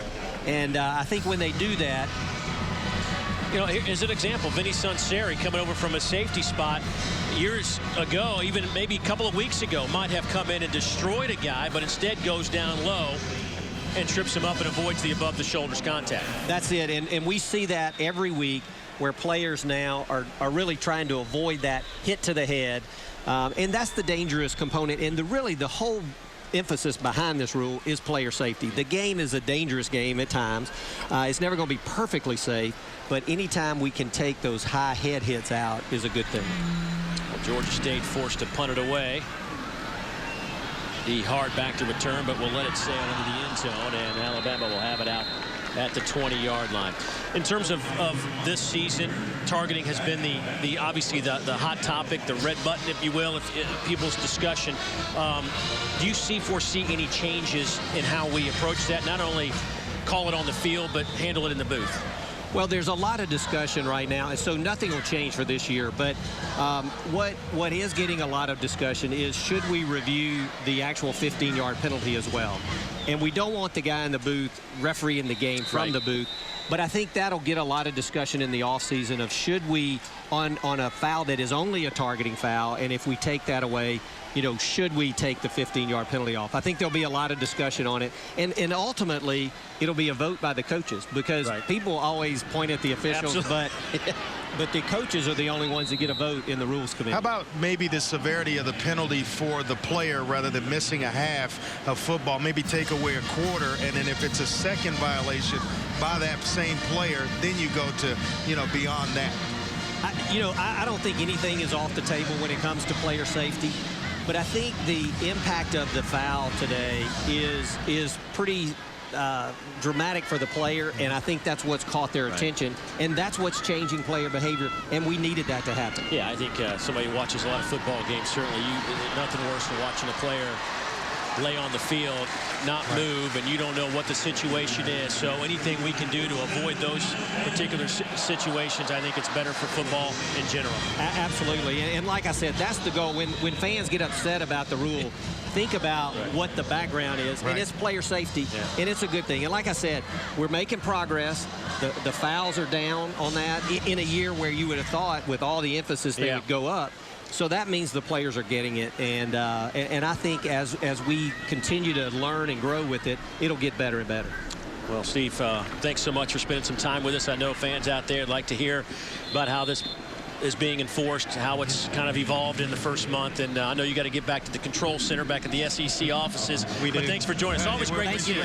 I miss you down there on the field. I miss you in the stripes and stuff. Got to get you back out. Well, you know, I miss being out there, but I really love the job, and hopefully we're making a difference and still working. And so, you know, that's where I'm here today, watching these guys work, and then we'll be in the command center tonight. All right, tell the commission we said hello. I will do it. All right, Steve, thanks so much, buddy. Great to be with y'all. Little first down for the Crimson Tide out over the 45, 6-yard pickup. Now to go to Parker Baranu. Talk about a guy that's taking advantage of some playing time. Blake Sims, he looks sharp. Getting the ball out on time. That's what you do as a quarterback. Manage the game. That's not a bad term. We talked to Coach Saban about that. You have to be able to manage the game at all time, know the down and distance, where to go with the football, snap count. There's some pressure coming here, though, and you see the footwork from Sims, and he converts that pass for close to a first down. Let's see where they spot. They'll actually spot him right beyond the line. That should be good enough. That goes to Kurt Freitag. He gets a nice helmet tap from Doug Nussmeier, their offensive coordinator. This shows you the athletic ability of Blake Sims. Watch him get outside the pocket. He outruns Tavares Batiste and then throws a nice strike to the outside. That's doing it at a high level. Sims, by the way, Andre, how about this? He's now 10 out of 12 for 116 and a touchdown. That's following McCarron's 15 out of 16. Amazing stuff. Whistles will stop the play.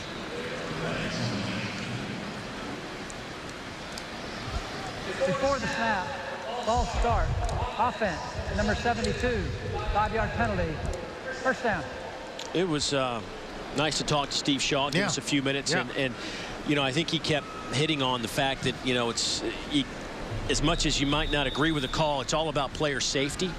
And I think we've seen week 1 there was some confusion, maybe even a little bit in week 2 down the road, but I think with each game that's played, I think not only the officials, the players, the fans all kind of are starting to get a little bit closer to being on the same page in that regard. There goes Derrick Henry, the true freshman out of Yulee, Florida, the young man you were speaking of. He'll pick up 16 yards brought down by Nate Anthony. 12,124 career high school rushing yards for Derrick Henry. There goes Henry again. He's inside the 20, the young man. Big physical back. I mentioned the fact last year he had a game where he rushed for 510 yards. Might have been more than I threw for my senior year in high school. Swinging out to the far side. Inside the 15 down to the 13-yard line, a gain of 3. Ty Reed on that reception. But here's the number that stands out to me about Derrick Henry. He averaged 327 yards a game rushing, and almost 10 yards every time he toted the football. 3 quarters are in the books. Alabama's in control, 45-3, and they're knocking on the door.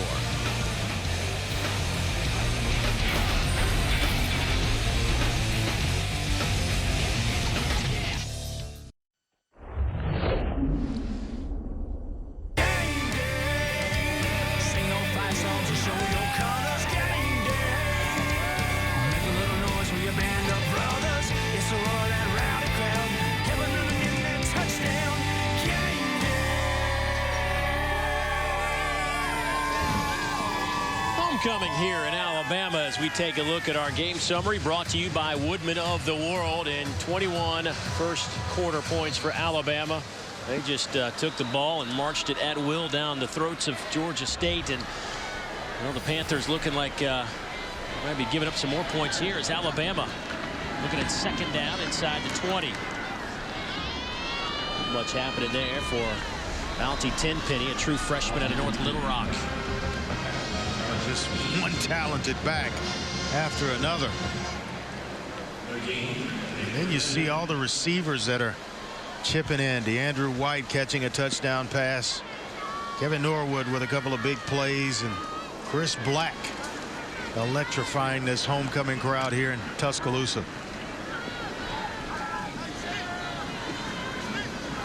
So third down. About the 12-yard line. Sims a little too hot to handle. Thought about going outside to the fade route initially and then tried to come back down. Bounty Tenpenny, who was running the flat route, maybe put a little bit too much on it. Sometimes you got to make sure a guy can make a catch for you and then turn up the field. You throw it a little too hard, especially at that angle. It's hard to handle it. So a 30-yard field goal attempt coming up for Adam Griffith. Nate Foster getting a little bit of rest. Adam, the freshman out of Calhoun, Georgia. And he will miss it. No good. So Georgia State doesn't give up any points on that possession. And they'll have the football when we come back to Tuscaloosa. 13:44 to go in this one.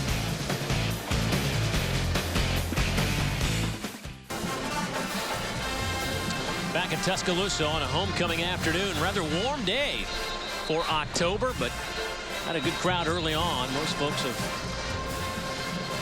headed back to their tailgate areas. Tried to keep Andre. He was about out there himself. Made him come back. Time now good food out there, man. Time now for our C Spire conference call. You look at the Western Division standings. Alabama, the only team without a loss in the West. Of course, LSU coming up later in the schedule.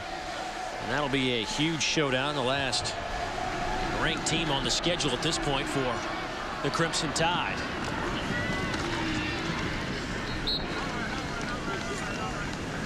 And you know, when you look at the Western Division, you know, I think LSU is still going to be an unbelievable matchup with this Alabama team, despite their loss last week to Georgia, when it was one of the better football games I've seen in a long time.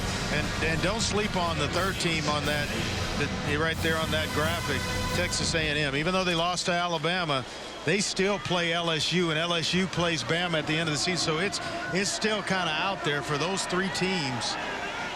Long way from the finish line. Bobbled snap. Delton Hill is thrown down back at the 12-yard line. A loss of 8 on the play. And it really surprised me. We'd been at Georgia the week before. I thought LSU would actually win that football game. They would go to Georgia and win it. The way they'd been operating, and Georgia didn't look itself against North Texas. Boy, did they wake up in a hurry against LSU. Speaking of that, Aaron Murray may become the SEC's all-time leading passer in terms of yards. He needs 99 to set the new standard and break former Bulldog quarterback David Green's numbers.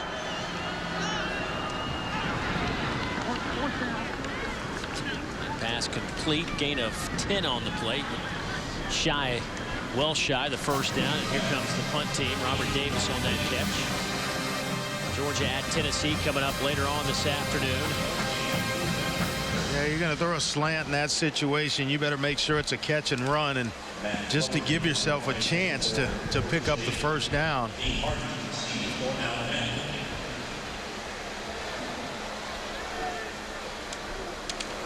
So D Hart back to return this punt. He stands at the 33-yard line. End over end wobbly kick that will go out of bounds. Let's see where they end up spotting this at the 43-yard line. Timeout on the field. It's all Alabama. We'll come back, look at some of the action coming up in the SEC today.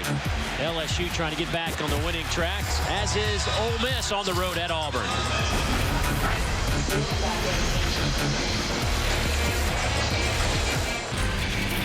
Well, you know I don't usually do this right until November. Right. Heisman front runner. Wow. It's Winston. I mean, I will say this, he's just been sick. He's going to have him in a position to challenge for the national championship, which is even more amazing. Got Clemson coming up. That should have been picked off.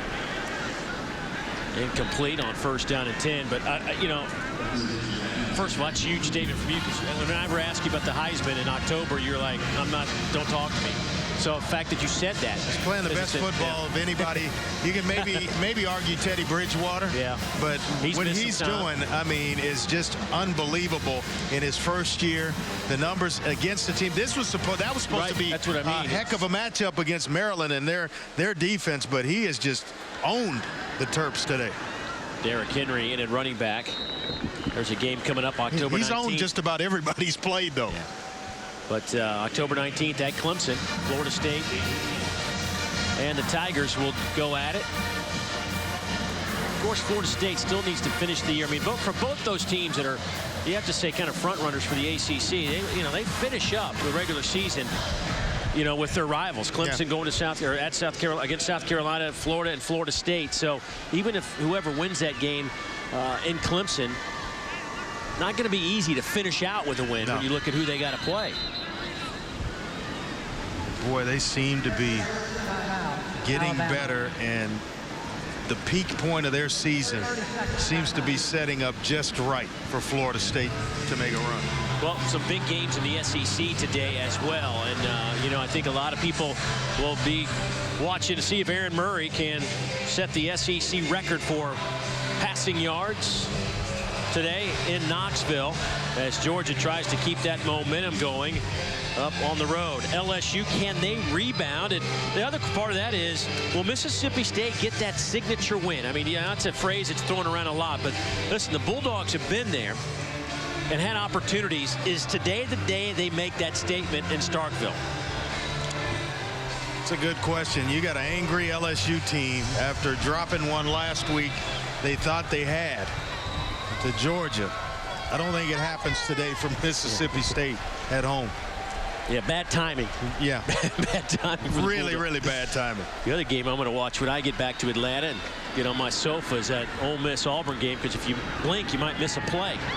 Two good friends going at it. Hugh Freeze, Gus Malzahn. Those guys have really respected each other, started through the high school ranks, and that relationship has kind of blossomed over the years. Two guys that believe in the same type of offenses. They spend a lot of time in the offseason comparing notes, and today they're matching wits. There may be 90 plays on each side of the ball today in that contest.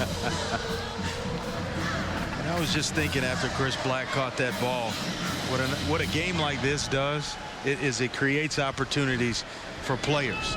And how do you go out? How do you execute? What's the coach want to see? And somebody today is going to earn more playing time in a significant role as the Tide goes forward in their schedule. And you look at number 5 and the way he's operating once the ball's in his hands, the routes he's running, nice and crisp, how he's getting yards after the catch. I mean, he's a guy that's going to he put himself on Nick Saban's radar in this one. Redshirt freshman out of Jacksonville, Florida. Saw 27 jog off the field. Derrick Henry, he's a youngster that a lot of people were waiting to see play at this level. And he's just in a tough spot this year. Obviously a ton of talent, but learning the ropes. And, you know, he didn't play in a system where he had to do a lot of different things. Here's Sims. Nice little stutter step dancing around. And he'll take it down to the 35-yard line. It was basically toss right, toss left. Yeah. Hand it right, hand it left for Derrick Henry. The whole process of blocking and route running and checking off. The main thing, protecting the quarterback in pass protections. And those are things that a young back, you know, when you get to this level, you're going to have to do it, especially at a program like Alabama. It's where it's complex, a pro-type system. But he's picking it up. And I think once he does, I don't know if you're going to see 510 yards in a game, but he's going to be a good one. 510 yards in one game. Here goes Alti Tenpenny, another freshman out of North Little Rock, Arkansas. Flag down in the backfield.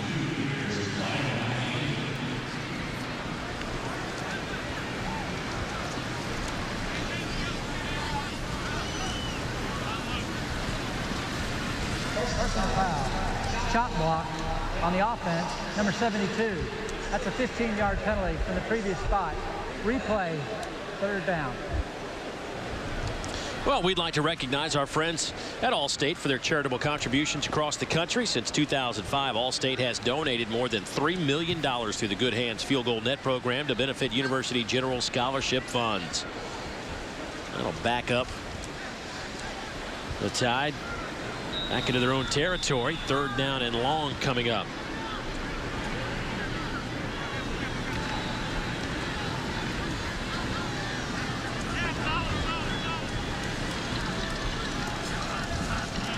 Sims today 12 out of 16, 125 yards and a touchdown.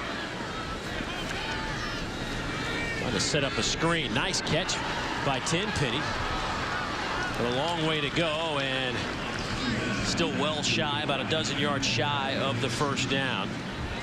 That'll bring out the punt team. Well, Alabama, the #1 team in the country, catching Georgia State here in their homecoming game.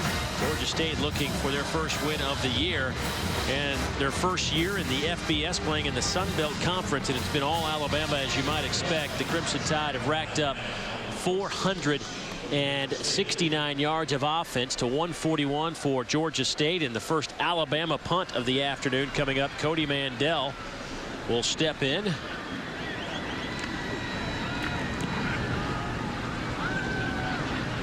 This ball will hit at the 5-yard line and be down inches from the goal line.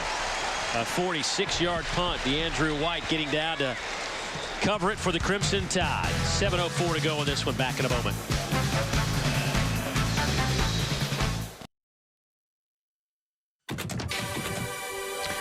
Today's SEC game is brought to you by Gildan. We make your favorite activewear, underwear, and socks. Gildan, every thread counts. BMW, we only make one thing, the ultimate driving machine. And by Geico, 15 minutes could save you 15% or more on car insurance. The statue of Nick Saban. Well, they got some statues, some great ones out there. Gene Stallings, of course, the Bear. You got to be pretty good when you're still here and the statue goes up. I'm just saying. Travis Evans, he may have the first down. He will give him 11 on that carry. I really enjoyed our visit with him yesterday. You know what I got out of that is that he is such a perfectionist, but he feels like they're making the steps to get where he wants them to be. What I get is that he understands that each and every year, and where a lot of fans may not grasp this, but every team is different. Yeah. The chemistry's different, and especially on the collegiate level when you have guys leave early, seniors graduate. That's another bunch. It's a talented group, but you've got to establish the chemistry within the program again, and he's one of the best in the business at doing it. There goes Travis Evans. Well, he has definitely worked hard. Despite the score, he hasn't quit coaching, that's for sure. A lot of guys, a lot of young guys getting into this game, and this is a great opportunity to see who can get some snaps down the road. Yeah, young players, and he's coaching them up because he knows they're going to be integral parts of this program going forward. Right there in the ear of Eddie Jackson, the talented corner. You know, he is just constantly working those guys to get better each and every snap, each and every minute that they put the uniform on. And he's spending a lot of time with Eddie Jackson because he knows Eddie's going to play a lot of snaps. And he knows he's a talented player. Pass is caught by Albert Wilson, and he turns the corner. And let's see where they run him out of bounds at the 36, and that'll be a first down after a 14-yard pickup. Well, today's 1st and 10 line brought to you by your local Toyota dealers.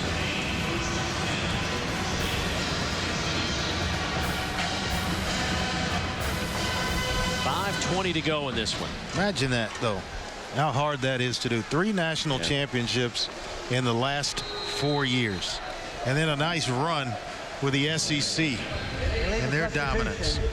On the offense, 12 men in the huddle, 5-yard penalty, first down. Well, the last team to win 3 consecutive national championships, you got to go back to Minnesota back in 1934, 35, and 36. Alabama searching for their 3rd straight now. 15 total national titles for Alabama, 23 SEC titles. Jonathan John Bart in at running back alongside our new quarterback Ben McClain. Ben, nice tight spiral down the near sideline. Ben McClain and Ronnie Bell were in a heated quarterback competition coming into the season, and the coaches settled on Bell.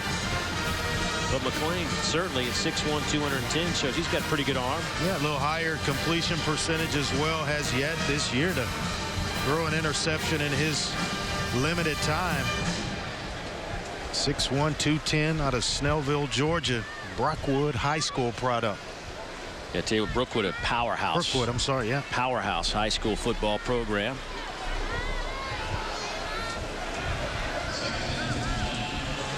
Second down and 15 now.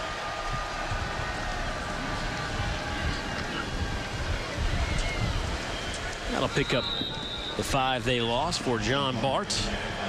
Dylan Lee in on that tackle.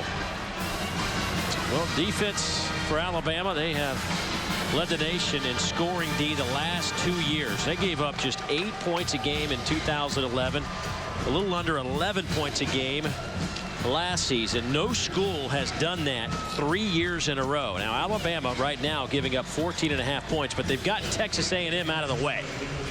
I think that's where the blemish is when you get in a game like that and you allow 40+ to win it, then that throws the stats off just a little bit. Certainly today will help the cause for Alabama. Loss of a yard. Reggie Ragland able to make the tackle. Well, A.J. McCarron didn't quite play 2 quarters, but the time he was on the field, he certainly exhibited the right stuff today. And because of that, he's our player of the game. Brought to you by Academy Sports and Outdoors. Right stuff, low prices every day. 4 touchdown passes today, ties his career high. That is now 7 times in his career he has thrown 4 touchdown passes in a game. What was your high touchdown pass, by the way, in a game? I think it was 6. Well, you know a little bit about what AJ's had to deal with today. Just kind of watching rest, coaching. Watching the second half, yeah, it drives you crazy, actually. But you're also rooting on the other guys that put in the work and practice. D. Hart makes a nice catch on the sideline, gets a couple of blocks, and here goes D. Hart. He's got some room and stumbles over the midfield stripe. A 51-yard punt, a 31-yard return for D. Hart. 2.5 to go.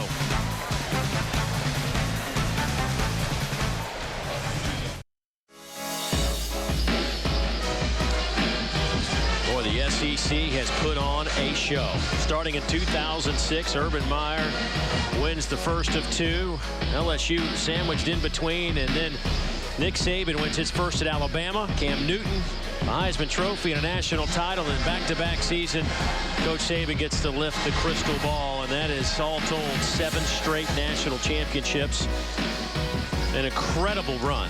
I mean, you got to go back to 2005 and that Texas team with Vince Young in a great game against Southern Cal for a team outside of this league to win a national championship.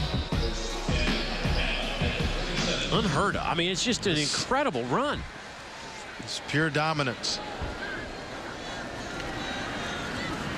Quick throw to Chris Black. And he stays in bounds. And as you look at the Alabama schedule coming up, they're on the road next week at Kentucky. Then 3 straight at home, Arkansas, Tennessee, and then LSU comes here.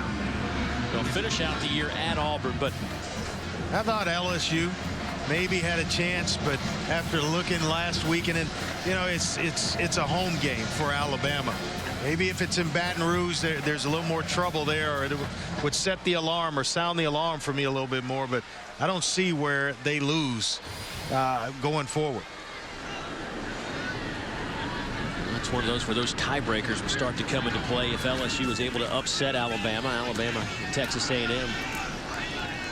Certainly was a tough game with the South. But I mentioned as well, A&M's not out of it. Right. Because, you know, now you got, if A&M takes care of business against LSU. So you go deeper into the tiebreaker part of it. You know what will be interesting to see is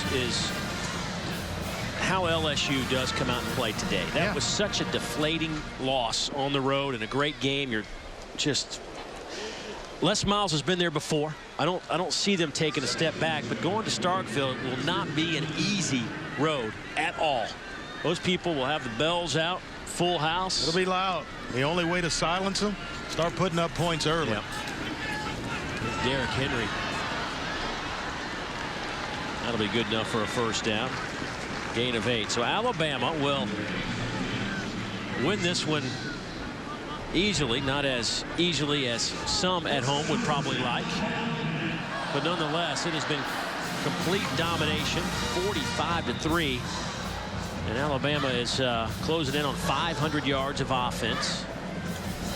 They have 184 yards on the ground, 296 through the air. I think they had one maybe episode in this game where you could point to where they weren't consistent right at the end of the first half when the twos had come in the game. But aside from that, it's just been a very impressive, thorough performance, and that's even grading the number 2s going forward and the 3s that got a chance to play as well today for Nick Saban. A lot of guys got in, got some work. The quarterback play pretty impressive today for Nick Saban. Sims and McCarron go 29 of 34, 296, 5 touchdowns, no interceptions out of the quarterback position today. And Alabama goes to 5-0 on the year. Did nothing to certainly hurt their chances of remaining #1 in the country. And now they can focus on their next opponent, Kentucky. Kara has caught up with Coach Saban. Coach, you felt like Alabama made some improvements in consistency against Ole Miss. You wanted to see that carry through today. How did they do? Well, I thought they did great in the first half. We got to play a lot of players in the second half. They did some good things, and there's some things they're going to learn from. So it was a good experience for us. You know, we haven't had a game where we've been able to play those guys. So I was really proud of the way our guys competed in the game today. As you mentioned, a lot of different players saw the field today. Who stood out to you? Well, I thought Blake Sims did a really good job of playing quarterback. You know, we want him to play quarterback in our system. He can run all the quarterback runs, and we wanted to see him throw the ball, which he's improved on. And, you know, Chris Black did a nice job, and, you know, some of the defensive players did well, but we gave up some plays, too. When you have different personnel in place, what challenges does that present for you? Do they know what to do? Are they going to line up right? Are we going to get, you know, execute what we do? But that experience is what helps them learn, so it was a very good learning experience for them today. Thanks, Coach. Dave, listen, back to you. All right, Karen, thank you very much. And Andre talked about Chris Black today as a guy that probably bought himself some extra snaps, and Coach just highlighted him right there. Yeah, young player who performed when they got the football to him. He did some special things. I think he ran some good, crisp routes that you're looking for an offense, you know, a player at his position. So I think he definitely served himself well in this one. Alabama wins it 45-3 over Georgia State. Time for us to go to the studios. Check in with Dari and company. It's all yours. All right, guys, we will send it back to Tuscaloosa in just a bit. An easy victory for Alabama. Georgia State falls to 0-5. It's one of those things. You heard Kara talking to Coach Saban. How much does a coach actually take away from a game like this? Yeah, I mean, what do you think that they saw that? What did you see from Alabama that you said, oh, okay, all right, good? I really didn't see anything out of the ordinary. I just saw Alabama being Alabama, playing good defense, playing structured. It didn't matter who came into the game, whether it was first, second, thirds, fourth, walk-ons. They're just taught well. A.J. McCarron's school record completion percentage went 15 of 16 in the day. 4 touchdowns and no turnovers. That's, oh, look at that catch. How about that? Great catch, DeAndre White there. So he played, and then Blake Sims came in. He went 14 of 18. Again, this is one of those games, you see this every year. The SEC has a week where they all kind of beat up on a much inferior opponent, and you say at the end of it, what do you take away? And realistically, I don't know what that answer is. You don't really take anything away. These are just tune-up games. I mean, between last weekend and next weekend, the 2 SEC games, Ole Miss, Kentucky, this is just a game for them to sharpen their skills and get some younger players some playing time. A.J. McCarron had the second half off, and then after the game spoke with Kara Capuano. A.J., under your leadership, Alabama's offense today was really clicking. What was going well specifically? Communication. You know, when we've struggled on offense, it's been communication up front to the rest of the guys. So that was probably the biggest thing. You know, their defense threw a lot of weird things at us. I mean, they line up everywhere and kind of move. We did a great job of communicating, and everybody executed. Still maybe not the caliber defense that you're used to seeing in the SEC. So when you have an opponent like this, how do you gauge the progress of the offense? Moving the ball. I mean, not hurting ourselves. And we did a really good job of that in the first half. Didn't hurt ourselves too much and progressively got better as the game went on. Coach Saban told us he really wanted to see more consistency from Alabama. They started it last week ago against Ole Miss. How'd you all do today? Felt good. You know, it was a good win for us. You know, it's not about who we play, it's how we play. So we've been preaching that a bunch, and it felt like the guys came out and did their job today. Thanks, AJ. Yes, ma'am.